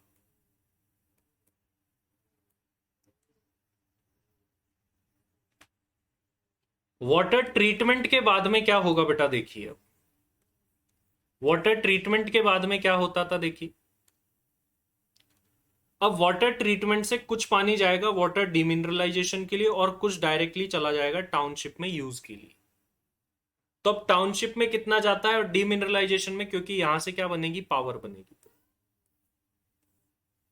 तो अब वाटर डिमिनरलाइजेशन में कितना जाएगा, तो टाउनशिप का दे रखा है बेटा 1 लाख, सीधा सीधा। तो 1 लाख अगर टाउनशिप में जा रहा है तो बाकी वाले में कितना जाएगा फिर? हमारे पास में अभी टोटल कितना बचा हुआ है आप देखोगे तो टेक्निकली 3,92,000। तो 2,92,000 जाएगा। लेकिन हमको पता है अभी हम नॉर्मल कॉस्ट का बर्डन, नॉर्मल लॉस का बर्डन नहीं डाल रहे हैं, क्योंकि एक्चुअल में तो इतना है नहीं। एक्चुअल में इतना है नहीं। तो यहां पर आप देखोगे तो क्वांटिटी भी वैसे तो उसी तरीके से दी गई है यहां पर, लेकिन नॉर्मल लॉस को नहीं हटा रहे हैं, इस वजह से साथ मिले। चलिए बेटा, आगे बढ़ते हैं। अब अपन देखते हैं वाटर डीमिनरलाइजेशन प्लांट की कॉस्ट। टाउनशिप की तो सीधी सीधी निकल गई, यहीं से निकल जाएगी। टाउनशिप में कॉस्ट कितनी आएगी, देखो। Cost of water sent to township,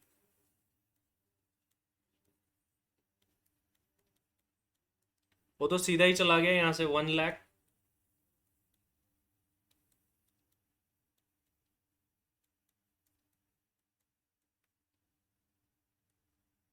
ये सीधा सीधा आ जाएगा ये।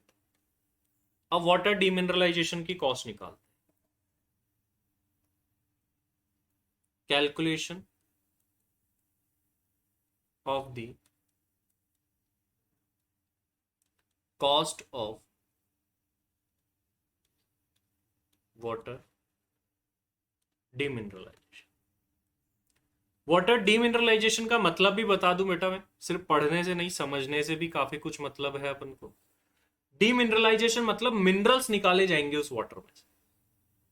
मिनरल्स निकाल दिए जाएंगे पानी के अंदर अगर कुछ हो, और डीमिनरलाइज्ड वाटर, बिना मिनरल्स वाला वाटर काम में लिया जाएगा फॉर इलेक्ट्रिसिटी जनरेशन।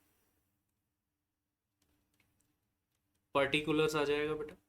आप एग्जाम में बेटा कोशिश करें कि हर चीज का पर यूनिट निकाले, ये जितनी भी चीजें है ना सबका पर यूनिट निकाले आप, ज्यादा बेटर रहेगा। क्वांटिटी, कॉस्ट पर यूनिट और अमाउंट।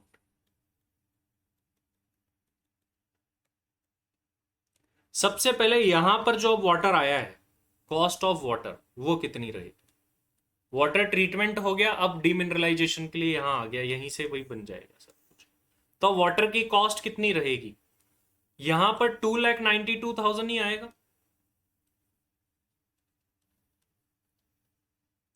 3.75 की रेट से। तो देखिए बेटा कितना होगा, 2,92,000 3.75 की रेट से आ गए। और आगे का पूरा सॉल्व करो बेटा, आगे का सॉल्व करके कॉस्ट निकाल दो। आगे जितनी भी कॉस्ट दे रखी है वो एक बार सारी ऐड कर दो।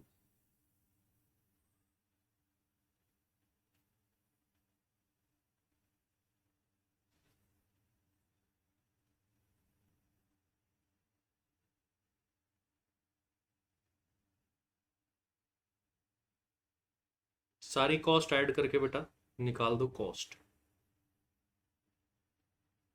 कितनी आ रही है।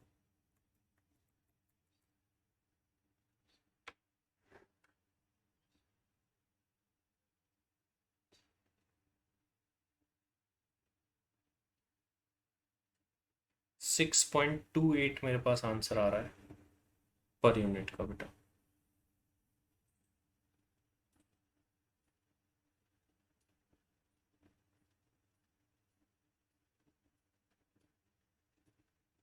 एक मिनट देखते हैं। वाटर ट्रीटमेंट बन गया।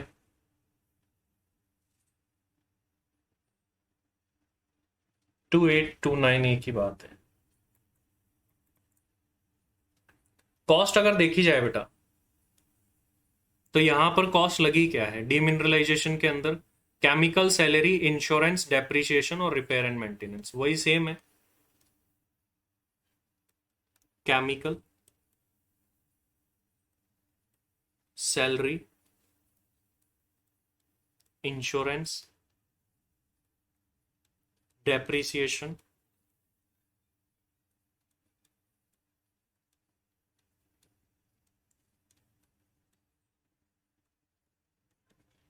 Repair and maintenance. क्या अमाउंट है इनके देखो, 3350 40 50।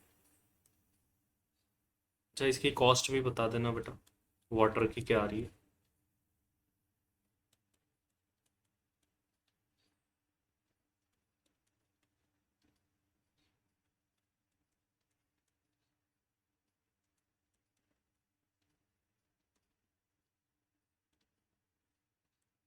ऊपर की कॉस्ट कितनी आई बेटा, एक बार वो निकाल दो।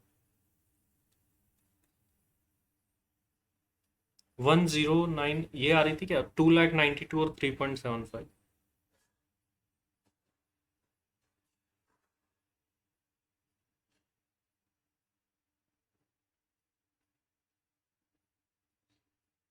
10,95।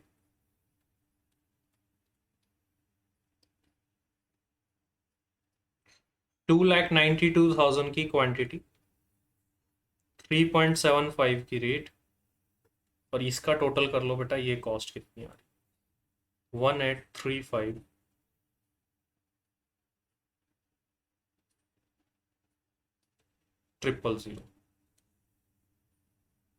2,92,000 बेटा, टोटल हमारे पास में बचा था 3,92,000।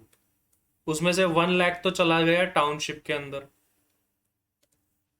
टाउनशिप के अंदर जा रहा है 1 लाख, तो डीमिनरलाइजेशन में बाकी जो बचा वो वहां चला गया।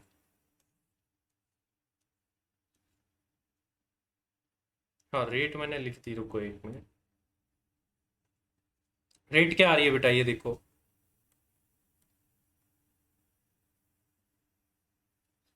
6.28। लेस होता है इसमें से अब नॉर्मल लॉस,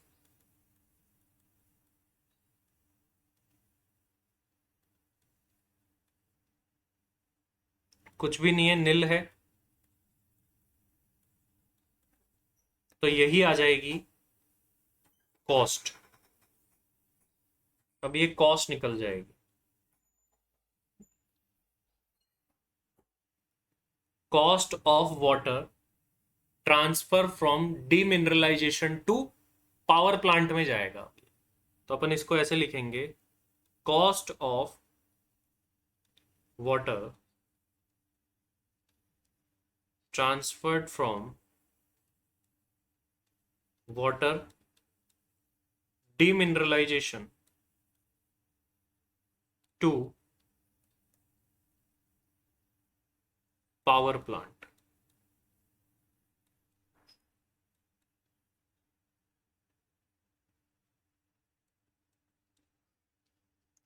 $2,92,000 6.28 की रेट से 1835,000। ये हो गया बेटा अपना यहां की कॉस्ट का।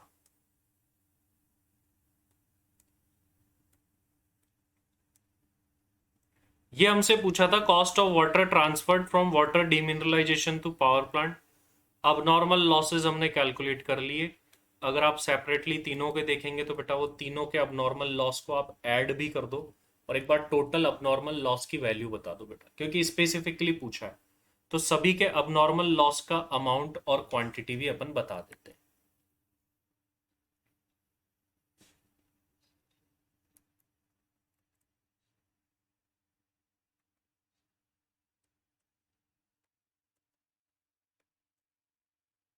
सेकंड पॉइंट पूछा है स्पेसिफिकली,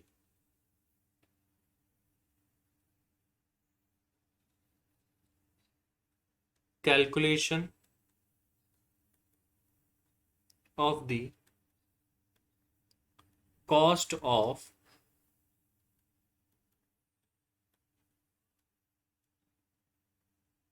abnormal लॉस।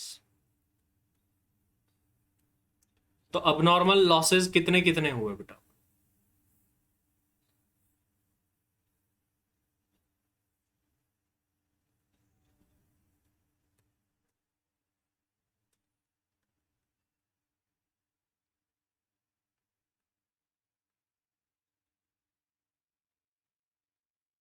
सबसे पहले अपन एक एक प्रोसेस का देखते हैं। पहली प्रोसेस वाटर कलेक्शन,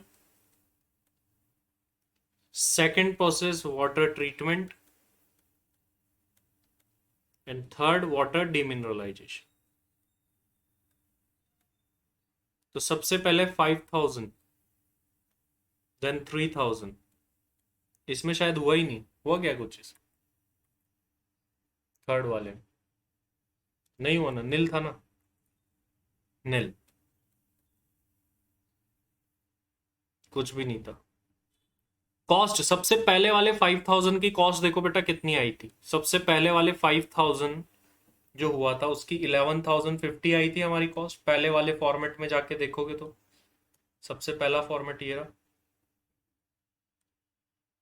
11,050। उसके बाद में हम इधर जाके देखेंगे बेटा, तो इस वाले अब नॉर्मल की कॉस्ट 11,250।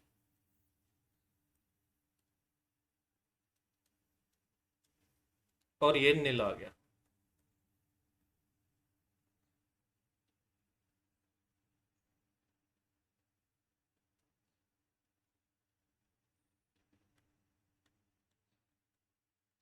टोटल 8,000 हो गया।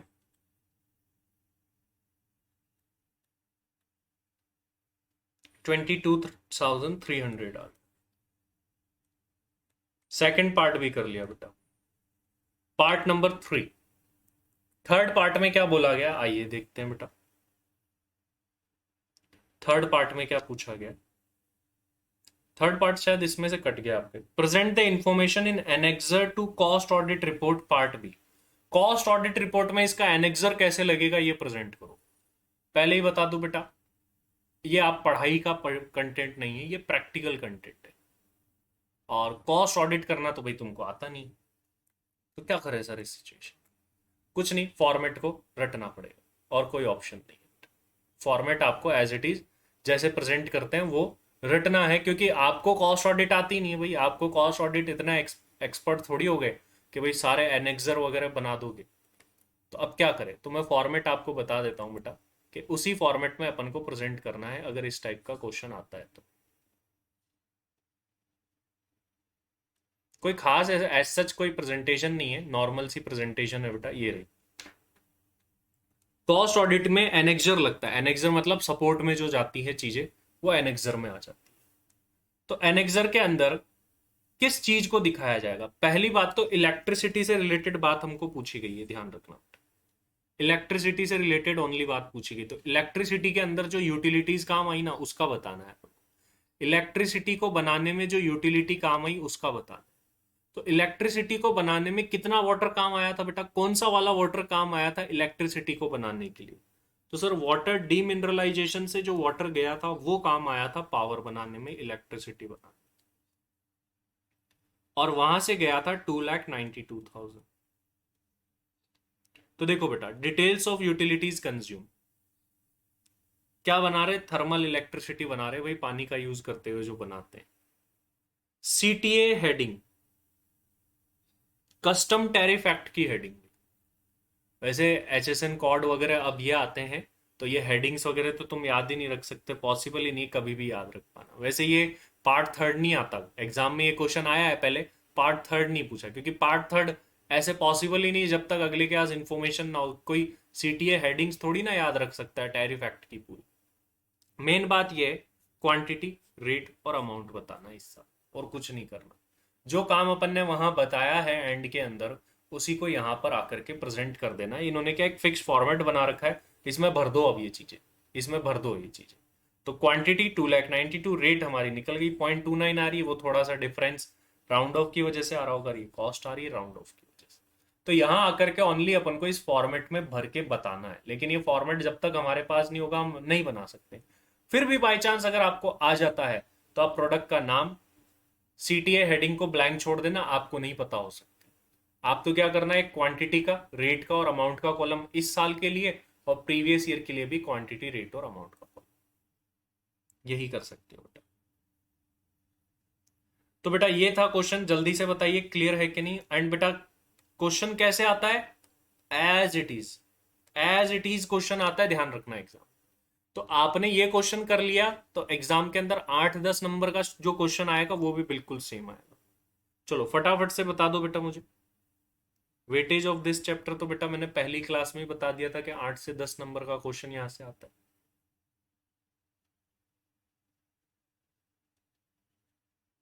चलिए बेटा आगे बढ़ते हैं, आगे बढ़ते हैं। कुछ क्वेश्चंस जो है ना बेटा यहाँ पर केस स्टडी बेस्ड क्वेश्चंस भी। अभी मैं कहा जा रहा हूं, अब अपन चलेंगे पेपर्स में, पेपर में चलेंगे। अभी तो बुक में तो अपने 2 ही क्वेश्चन है, करने अपन को ज्यादा है। तो जो जो क्वेश्चंस मैं आपको कराऊं बेटा वो आपको अच्छे से कर लेने। तो अभी मैं पेपर के अंदर आता हूं, रुको।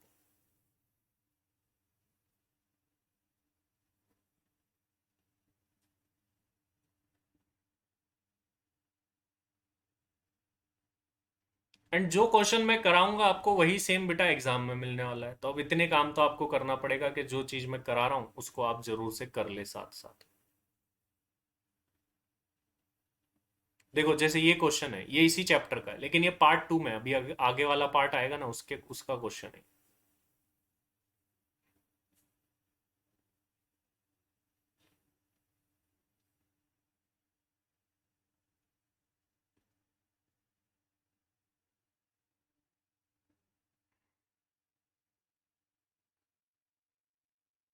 दिसंबर 18, चलो दिसंबर 18 का क्वेश्चन करते हैं। ये राइट क्वेश्चन, ये पेपर ही क्लियर नहीं है।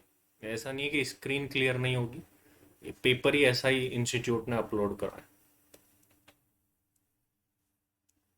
तो बेटा दिसंबर 2018 का क्वेश्चन करने जा रहे हैं हम, एक और। चलो देखते हैं क्या पूछ रहा है। एक केमिकल यूनिट है जनरेट करती in house power to meet its shortfall from grid supply. Grid मतलब जो गवर्नमेंट की तरफ से आती है, पावर हाउस वगैरह से, वहां से। लेकिन अगर मान लो उसमें शॉर्टफॉल हो तो क्या करें, तो ये खुद भी बनाते हैं। ठीक है भाई, बहुत बढ़िया बात है। It has 20% surplus power which it can supply to the adjacent units. मतलब इसके हाथ में ज्यादा पड़ी है तो ये जो क्या कर सकती है, सप्लाई वगैरह भी आगे भी कर सकती है। ठीक है, कुछ जिनको जरूरत हो उनको भेज देती है पावर। तो मेन बात आ रही है पावर की। पावर और इलेक्ट्रिसिटी एक यूटिलिटी है, यूटिलिटीज को ट्रांसफर कर रही है ये एडजेसेंट यूनिट, मतलब दूसरी यूनिट्स को। अब वो दूसरी यूनिट्स कौन सी, आइए देखते हैं।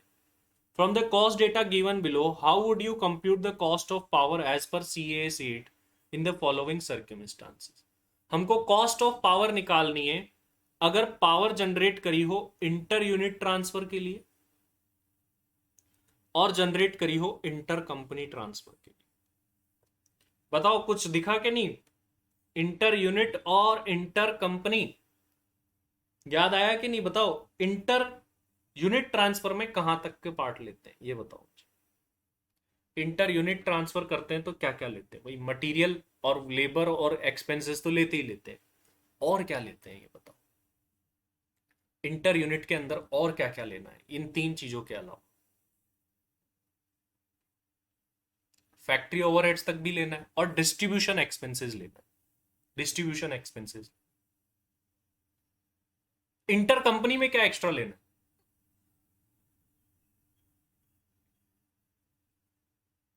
शेयर ऑफ एडमिनिस्ट्रेशन ओवरहेड और ले लेंगे, बस हो गया। आप लोग करते हैं इसको, पहला केस करते हैं। कितने नंबर का आया है देख लो तुम, 8 मार्क्स का। जनरली 8 नंबर का ही क्वेश्चन आता है इससे। Calculation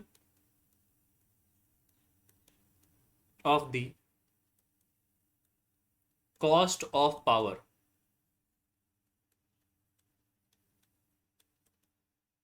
in case of inter unit transfer.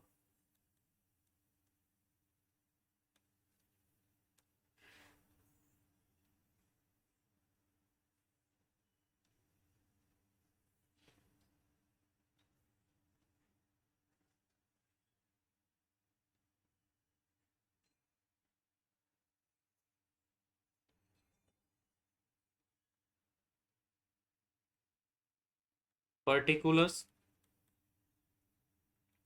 Amount का पहले यहां बना लेते, फिर क्वांटिटी। क्वांटिटी ऊपर ही लिख देंगे क्योंकि सेम ही है, हर बार क्यों लिखे क्वांटिटी, तो क्वांटिटी का कॉलम नहीं बनाते हैं, जरूरत नहीं है क्वांटिटी का कॉलम बना।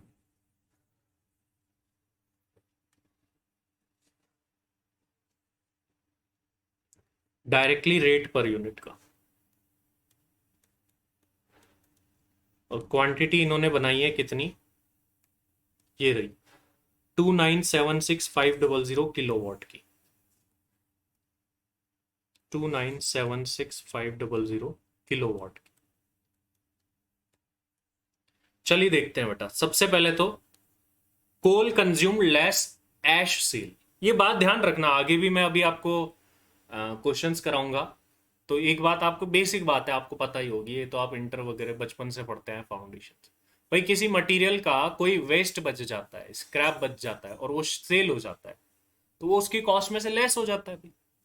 तो अगर आप कोई भी वेस्ट सेल करते हो उसी पर्टिकुलर मटेरियल का, that will be reduced from the cost of that material, ये ध्यान रखना, आगे काम आएगा। काम जहां आएगा फिर मैं आपको बताऊंगा मैंने उस टाइम ये लाइन क्यों बोली थी। कोल कंज्यूम्ड लेस एश सेल 15,80,000 पर यूनिट निकालते जाओ बेटा, साथ साथ इसको इससे डिवाइड कर दो। मेरे हिसाब से ये भला आदमी है, निकाल ही तो रखा है, अपन को निकालना ही नहीं भाई, मत निकालो, इसी के अकॉर्डिंग निकाल रखा है इसने, तो काम आसान है अपना, तो 53.08 वही आएगा ये तो। Diesel, oil, water, store, salary of power house staff, repair maintenance, सब ले लो ये, सब फैक्ट्री ओवरहेड तक तो सब कुछ ही लेना है हमको, यहां तक तो सब कुछ बिना सोचे समझे ले लो, उसके बाद आगे सोचेंगे। Diesel oil,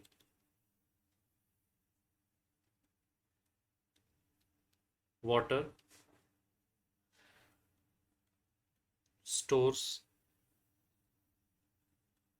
salaries of power house staff. अच्छा एक बात बताओ, यहां पर दे देता सैलरी ऑफ ऑफिस स्टाफ, तो क्या वो फैक्ट्री ओवरहेड का पार्ट बनता है? ऑफिस स्टाफ को अगर सैलरी दे दे तो क्या वो फैक्ट्री ओवरहेड का पार्ट बनेगा? नहीं बनेगा, इस बात का ध्यान रखना बेटा।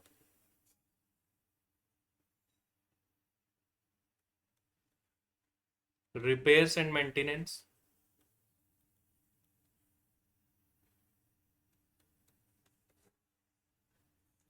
Depreciation of plant and machinery, ये सारे खर्चे ले लेते हैं। 185 16,40,000,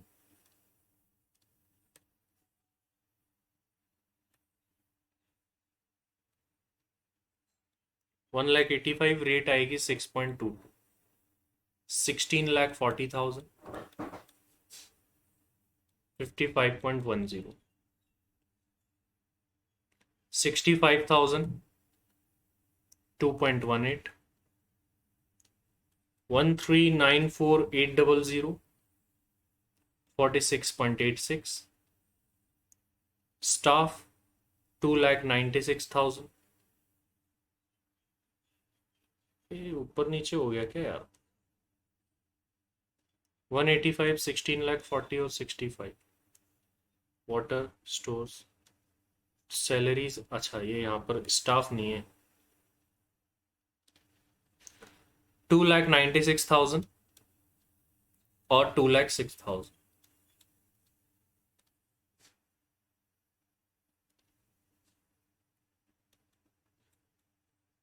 9.94, 6.92।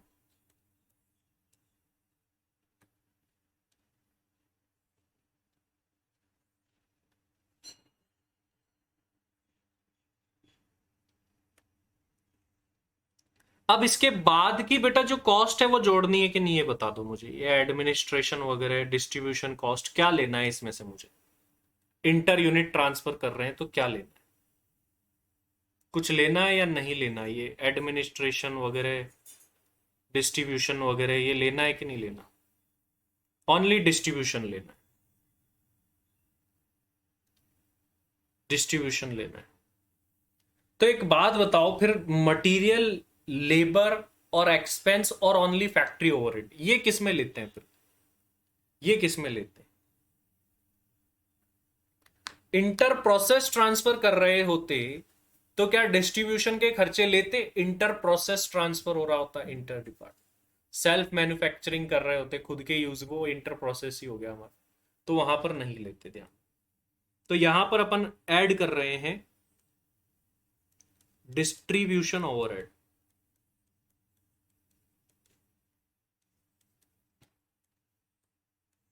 डिस्ट्रीब्यूशन के ओवरहेड्स देख लो बेटा, 1,80,000।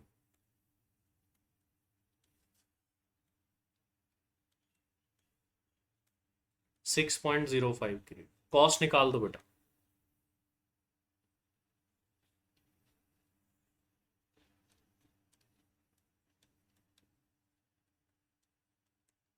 Total cost 5546,800। अब इसकी वो निकालो पर यूनिट। ये कहीं नहीं मिलेगी, ये निकालनी पड़ेगी। Divide by this, divide by this, 2976500 से डिवाइड कर दो इसको। 5546,800, 1.86 आ रही है। ठीक है बेटा, अब आगे बढ़ते हैं। ये कॉस्ट इसकी सही दी हुई है क्या? मुझे तो नहीं लग रही यार।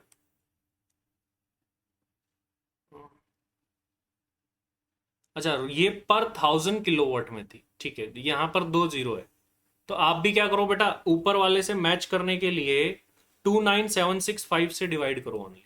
वो 2 जीरो उसने कॉमन ले रखे हैं वहां पर, तो वो 2 जीरो हटा दो। तो डिवाइड किससे करोगे? 2976500। और रेट यहां पर अपन को क्या कर देनी है, ये सेम टू सेम ध्यान रखना, हंड्रेड्स में ले रखा है इसने।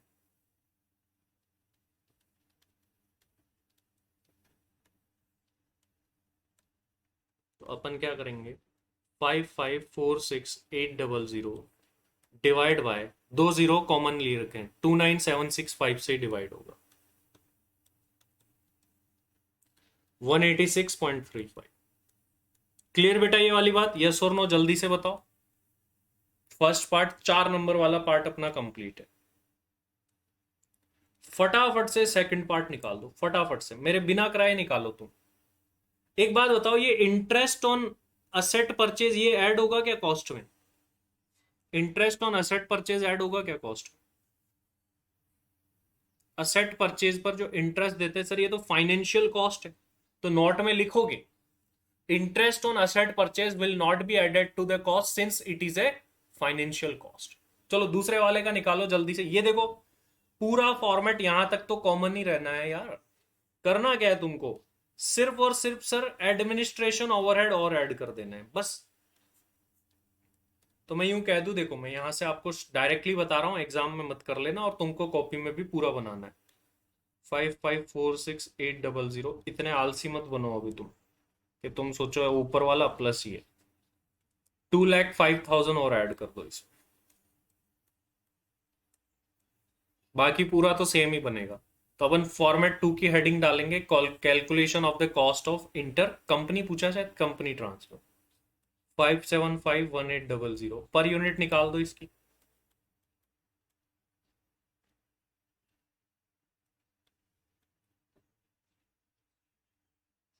29765 से डिवाइड कर दो इसको, 193.240 आ जाए, ये रेट आ जाए। ये बेटा अपना हो गया क्वेश्चन, बताइए क्लियर है कि नहीं, यस और। एंड इस सब्जेक्ट में बहुत ही कम और रेयर होगा कि आपको होमवर्क मिले, क्योंकि मेरे को ही कराने हैं, इसमें क्वेश्चन केस बेस्ड है। अब नेक्स्ट क्लास में अपन कुछ, इससे मेनली 3 टाइप ऑफ क्वेश्चन बनते हैं। First we have done case based, second ये कर लिया, थर्ड टाइप और है, वो थर्ड टाइप सबसे ज्यादा आता है एग्जाम में, वो अपन करेंगे अगली क्लास में। अभी अपना हो गया टाइम। चलिए बेटा आज करते हैं इतना ही, मिलेंगे अगली क्लास में आगे के टॉपिक के साथ।